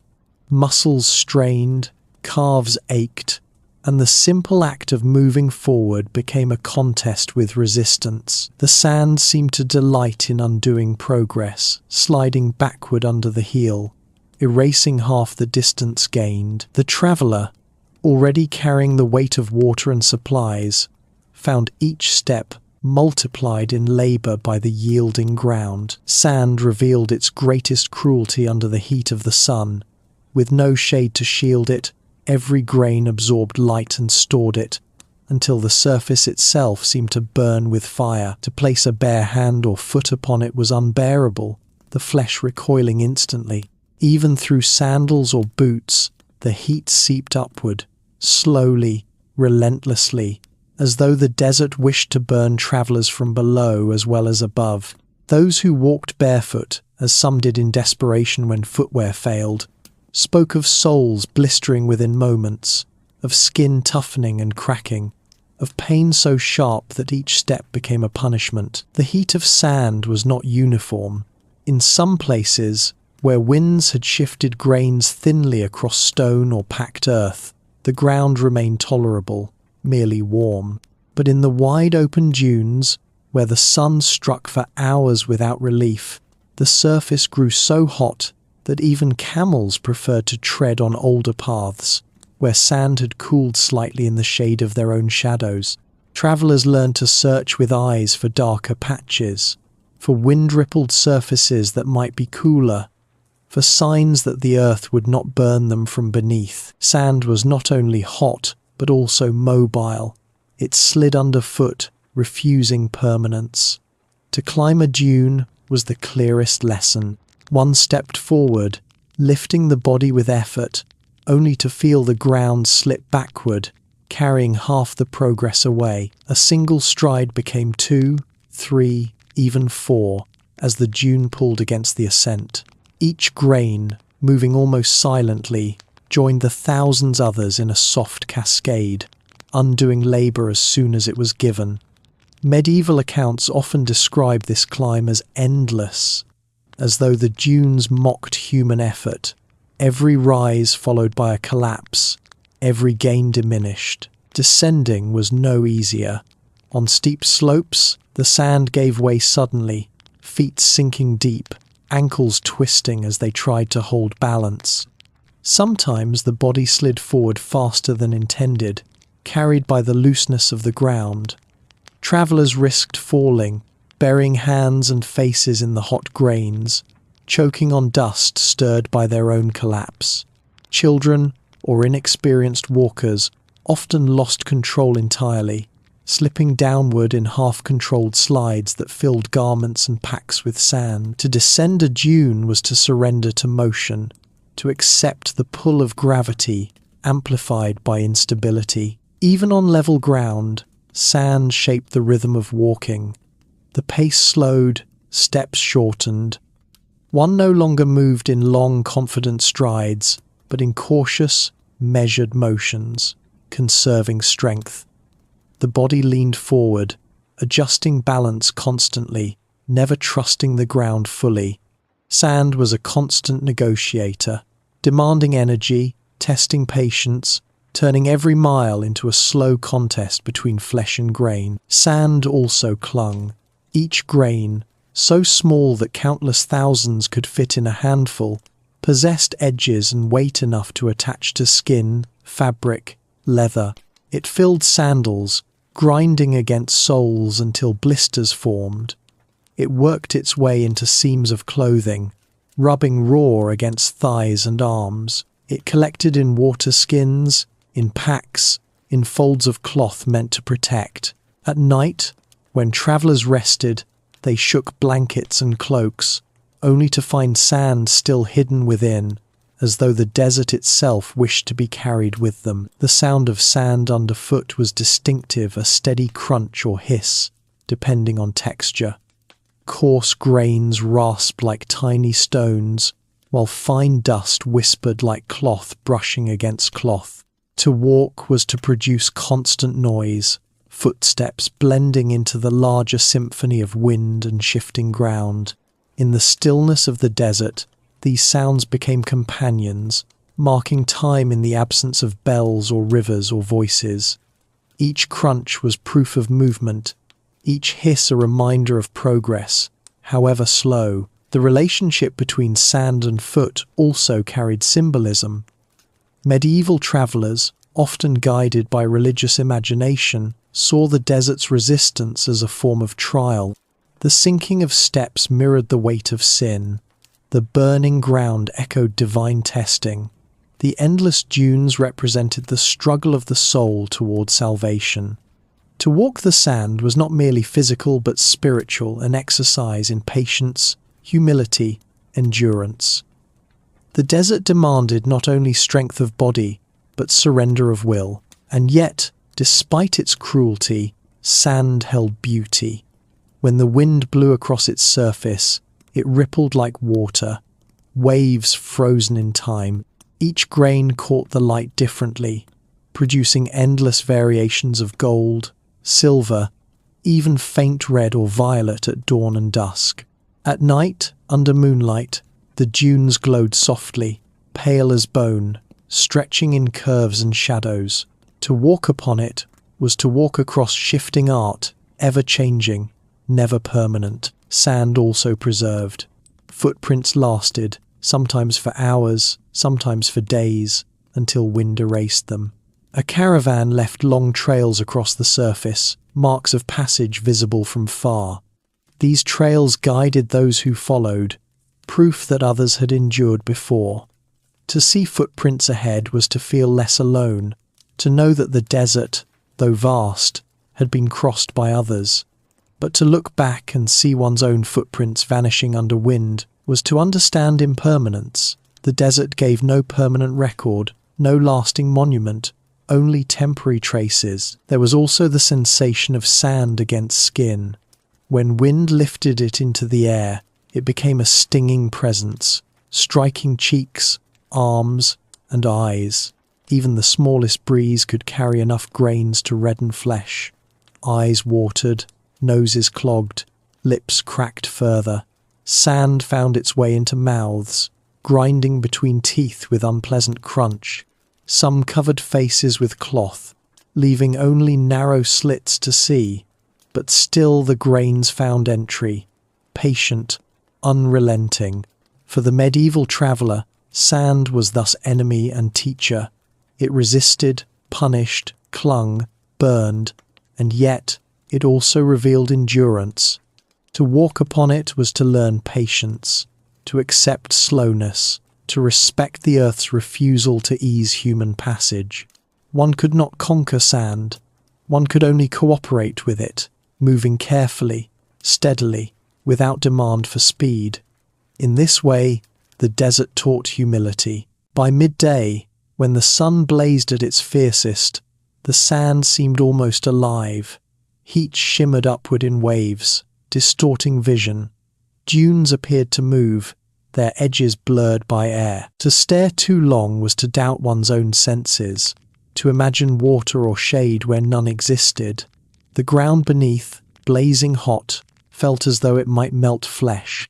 Some described it as walking on coals, each step a test of endurance. And yet, to stop was impossible, for to remain still meant surrendering to heat. Movement, though painful, was survival. At night, the sand changed character. It cooled quickly, releasing the heat it had hoarded.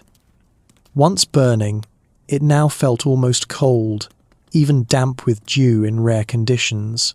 To lie upon it was both comfort and unease. The body welcomed the softness, but the grains crept into hair, mouth, and eyes, ensuring rest was never complete. The desert gave small mercies, but never freely. Thus, day after day, step after step, the medieval traveller walked not upon abstract ground, but upon sand, burning, sliding, resisting, clinging. Every mile was earned, every footprint contested.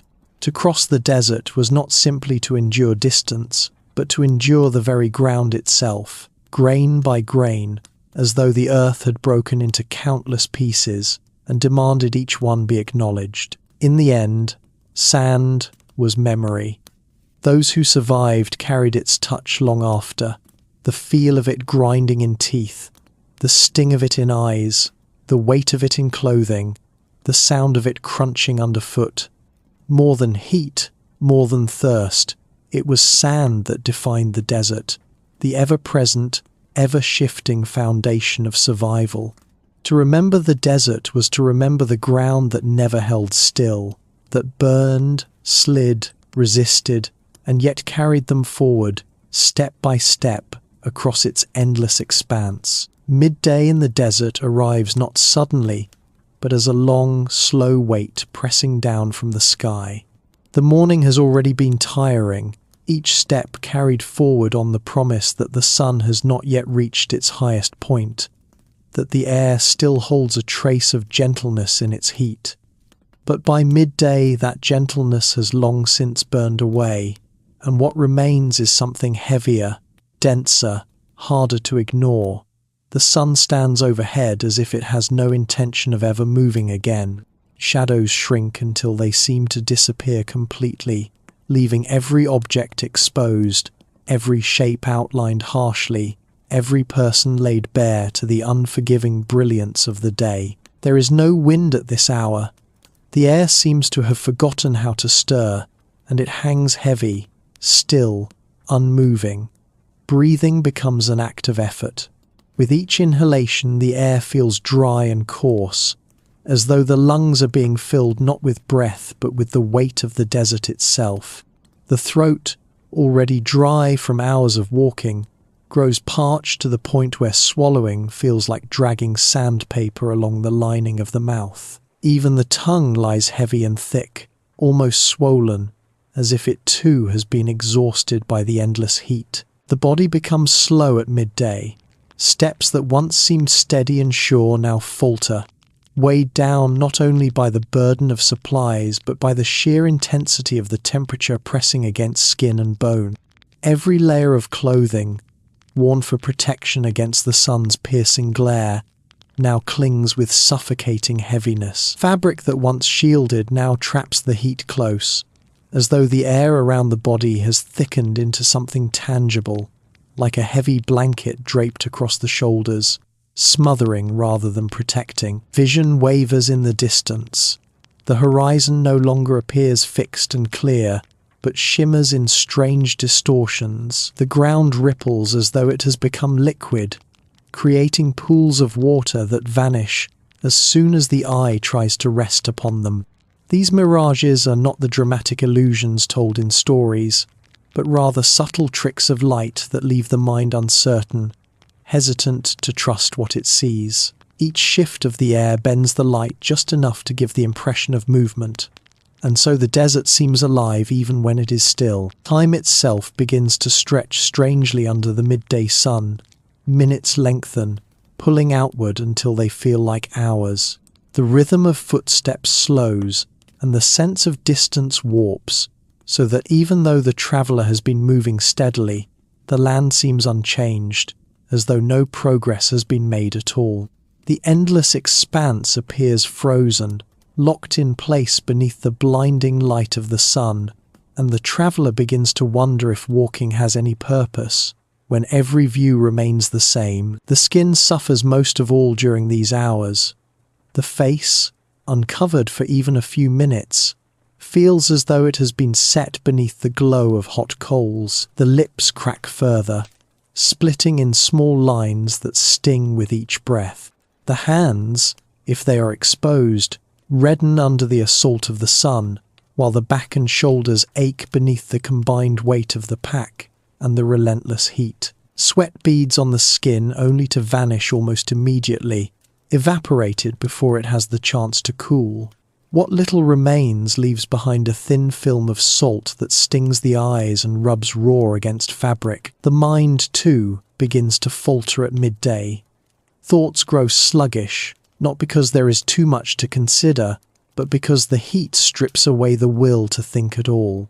The focus narrows until all that remains is the single idea of endurance, the simple act of continuing forward, step after step. Conversations fall away into silence, for speaking demands too much energy, and words dry up in the throat before they can form. Companions walking side by side become as silent as statues, bound together not by talk, but by the quiet rhythm of suffering through the same conditions. There are moments when the traveller glances at the sun directly, not out of defiance, but out of helplessness. It sits in the sky as a fixed and blinding circle, unblinking, unmoving, as though it has chosen its place directly overhead and decided never to shift again. There is no mercy in it, no pause, no veil of clouds to soften its gaze. It is simply there, and its presence dominates every thought, every feeling, every moment of existence during these hours. The ground, once cool in the faint traces of morning, has transformed into a surface that radiates its own burning heat. Each step presses into sand that offers no comfort, no stability. The feet sink slightly with each movement, forcing muscles to strain harder, and the effort multiplies under the assault of the midday blaze.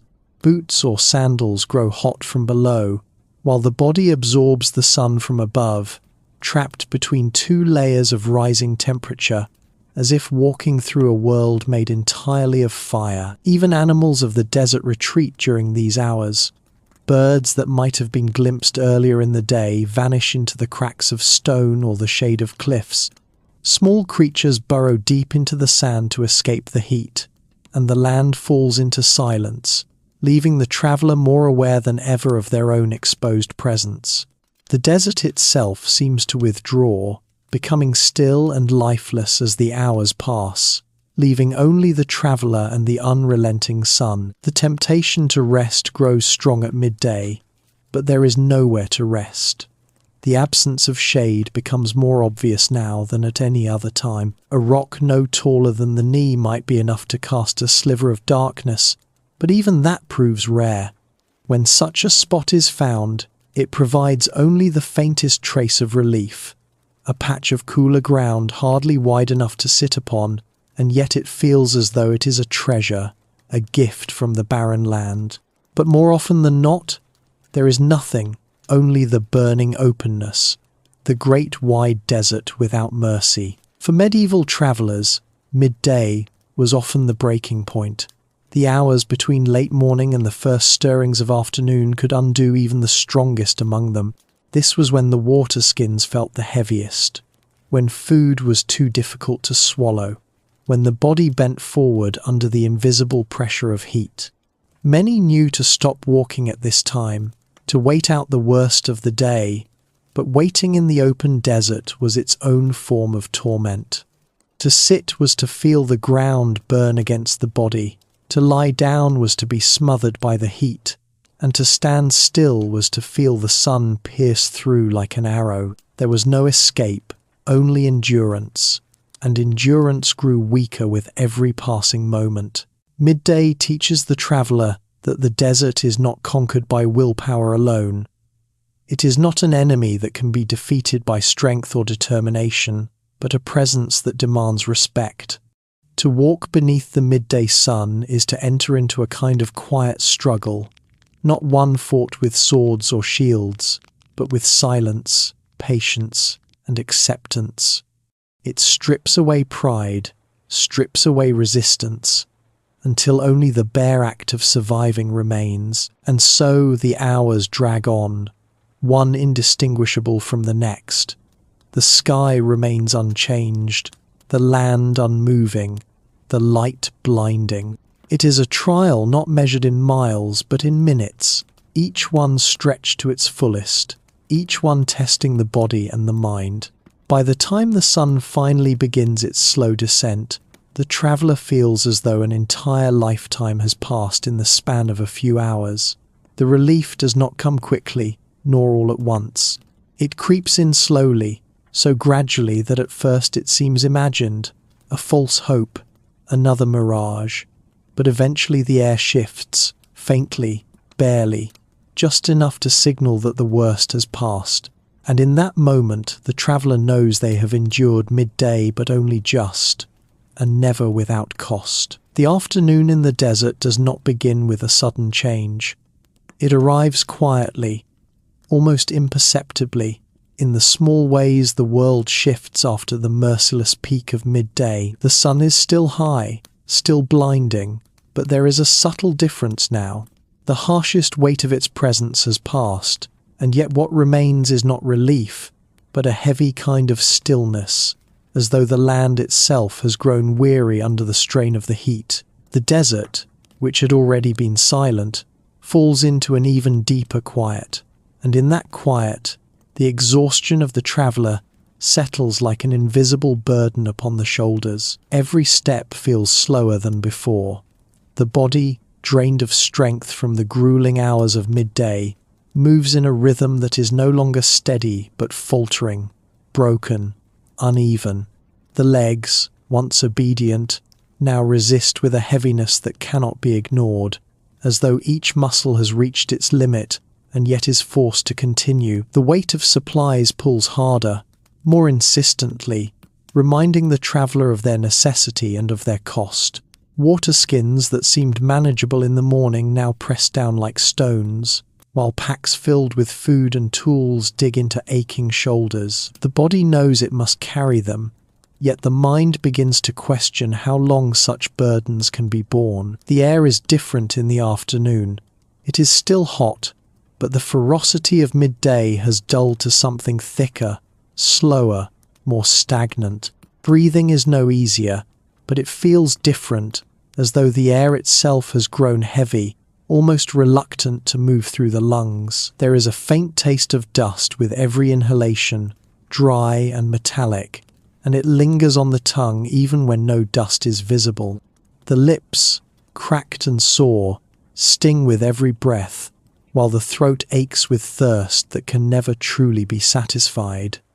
A sip of water offers momentary relief, but it is fleeting, gone within moments, leaving only the awareness of how much less remains in the skin. The stillness of the afternoon is not only in the body but in the land. Nothing stirs. The sand lies flat and unmoving, its surface bright under the unbroken sky.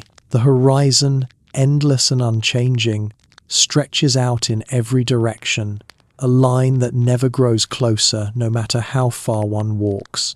There are no clouds to offer variety, no birds to mark the passage of time, no sound of running water to break the silence. It is as though the desert itself has paused, holding its breath in the hours after midday, and the traveller is caught within that pause, forced to move against the stillness that surrounds them. The mind begins to drift in the afternoon. The monotony of the horizon, the sameness of the ground, the silence of the air, all of it combines into a kind of hypnotic state, where thoughts blur and scatter.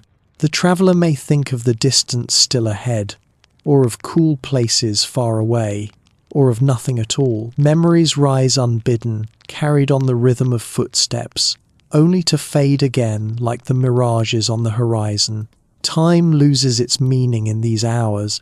It cannot be measured by the sun, which still seems fixed in the sky, nor by the land, which remains unchanged. Instead, it stretches, lengthens, becomes something shapeless, leaving the traveller adrift in the sameness of the desert. The silence of the afternoon is deeper than any silence known elsewhere. In other places, silence still holds subtle sounds, the rustle of leaves, the distant call of animals, the hum of unseen life. But here, in the desert, the silence is total. It presses against the ears as firmly as the heat presses against the skin. Even footsteps are muted, their sound swallowed by the softness of sand. The traveller may hear nothing at all for long stretches of time, until a sudden shift, the faint sigh of wind, the fall of a stone, the cry of a bird hidden far away reminds them that sound still exists. Yet those interruptions are rare, and when they fade, the silence returns heavier than before, settling like a weight that cannot be lifted. Exhaustion in the afternoon is not dramatic. It does not arrive with collapse or with panic, but with a slow, steady seep of strength. The body does not break all at once. It frays at the edges. The arms hang lower, the head tilts forward, the shoulders sag. Each step is smaller than the last, not because the traveller wills it so, but because the body can no longer manage more.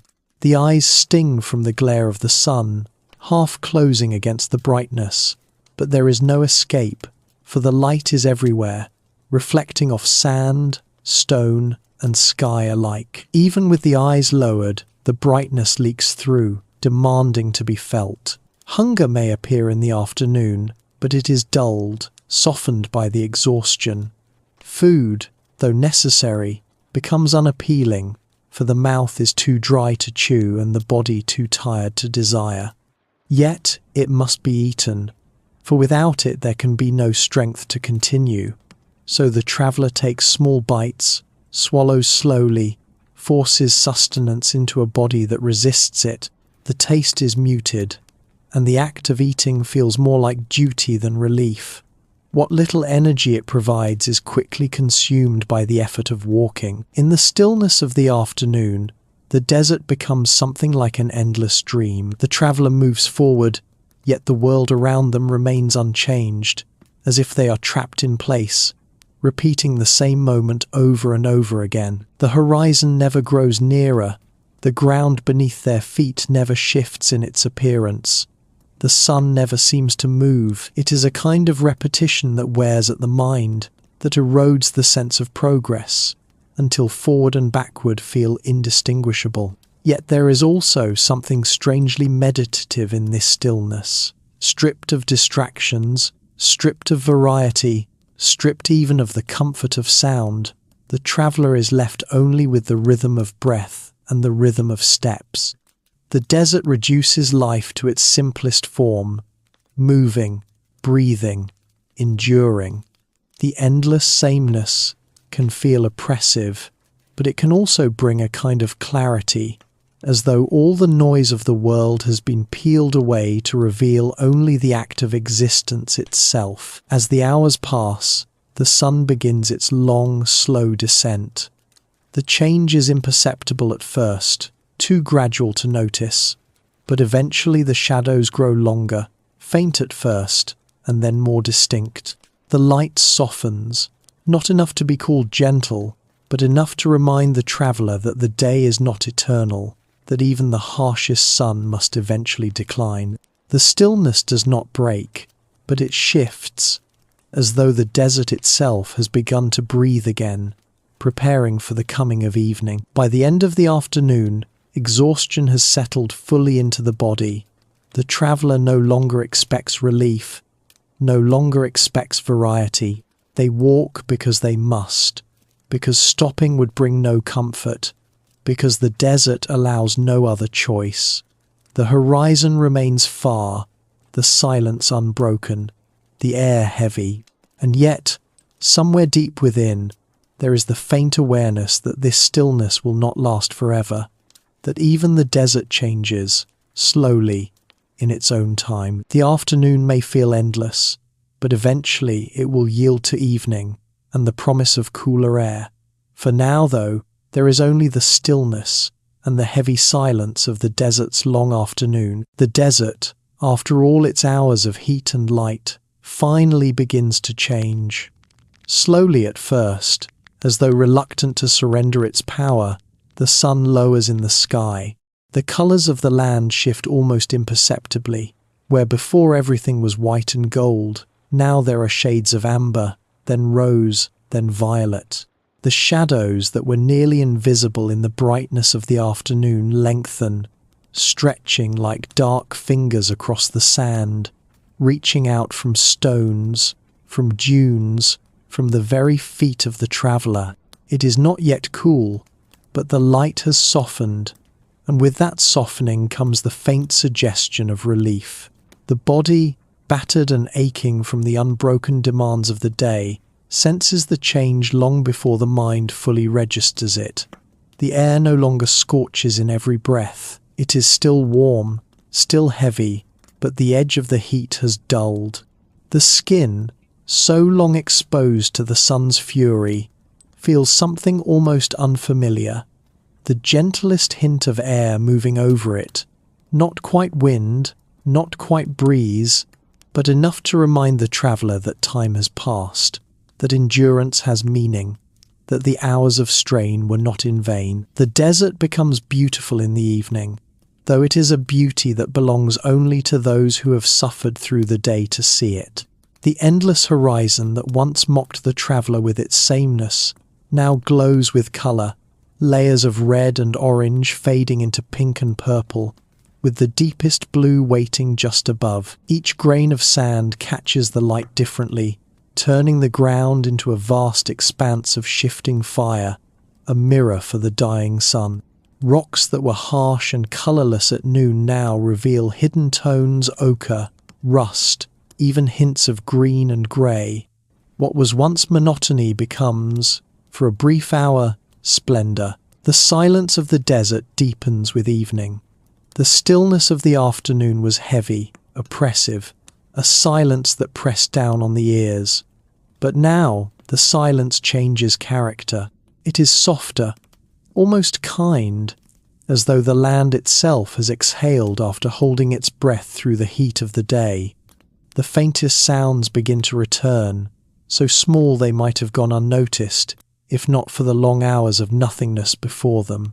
The rustle of a lizard moving through sand, the whisper of wind sliding over the crest of a dune, the low call of some hidden bird greeting the dusk.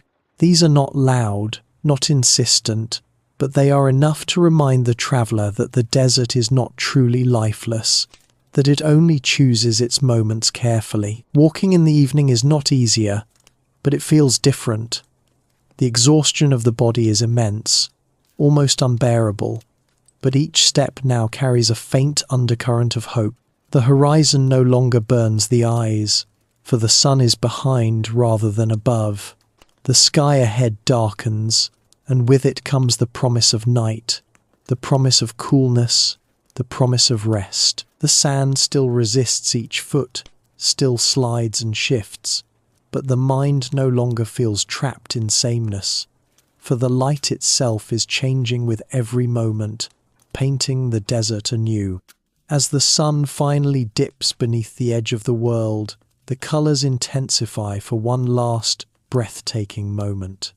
The sky ignites with crimson and gold, the kind of beauty that is both fleeting and eternal. For though it lasts only minutes, it is remembered long after. The traveller, weary as they are, cannot help but look, cannot help but feel the weight of the moment. It is not comfort, not yet, but it is something close to grace. Then, just as quickly, the colours fade, swallowed by blue, then indigo, then the first hints of night's darkness. The desert at night is another world entirely. The heat that seemed endless begins to bleed away into the air, rising, dissipating, leaving behind coolness that feels almost shocking against the skin. The first true breath of evening air is a revelation, where before each inhalation felt heavy, burning, now it is sharp, clean, refreshing. The lungs expand more easily, the throat no longer aches so severely, and for the first time in many hours, the act of breathing brings something close to pleasure.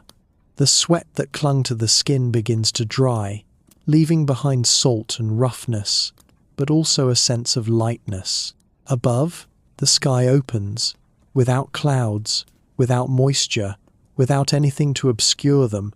The stars appear in numbers unthinkable in other places. At first a few, then more, then countless, until the entire heavens are alight with them. They stretch from horizon to horizon, each one sharp and clear, unblinking in the pure dark of the desert night. The moon, if it rises, casts silver upon the sand, turning dunes into waves of pale light and shadow. If it does not, then the stars alone are enough to guide the eyes, their brightness a map across the sky. To stand beneath such a sky after the endless day is to feel very small, and yet to feel part of something infinite. The silence of night is not the silence of afternoon. It is gentler, more alive. The desert creatures emerge in the dark, cautious, careful, but present. A soft chirp here, a scurry there, the faint patter of paws on sand. The wind picks up, cool now, flowing across the land with a sigh that seems almost like a lullaby. Each sound, though small, feels immense after the long hours of stillness. Together, they weave a tapestry of quiet life, reminding the traveller that survival here belongs not only to them, but to countless others who have mastered this harsh world in ways unseen. The body, though still weary, finds rest in the coolness. Muscles ache less without the constant burden of heat. The skin no longer burns, though it remembers the pain of the day. The eyes, freed from the glare, drink in the night with relief. Hunger returns more strongly now, and food, once tasteless in the afternoon, feels rich and satisfying under the stars. Water, though still precious, cools the throat more deeply, and each sip feels like life renewed. Rest becomes possible at last. There may be no true shelter, no walls or roof, no bed softer than sand, but the night itself provides what the day denied comfort. The ground is firm, the air is kind, and the sky above feels protective in its vastness. The traveller lies down, perhaps beneath a blanket, perhaps with nothing at all, and feels the weight of exhaustion pressed gently into the earth. The world is quiet, the stars steady, the air cool. For the first time since dawn, there is the possibility of sleep. Lying in the desert at night, the day feels distant, almost unreal. The burning sand, the endless horizon, the crushing silence, all of it seems like a memory, softened by darkness.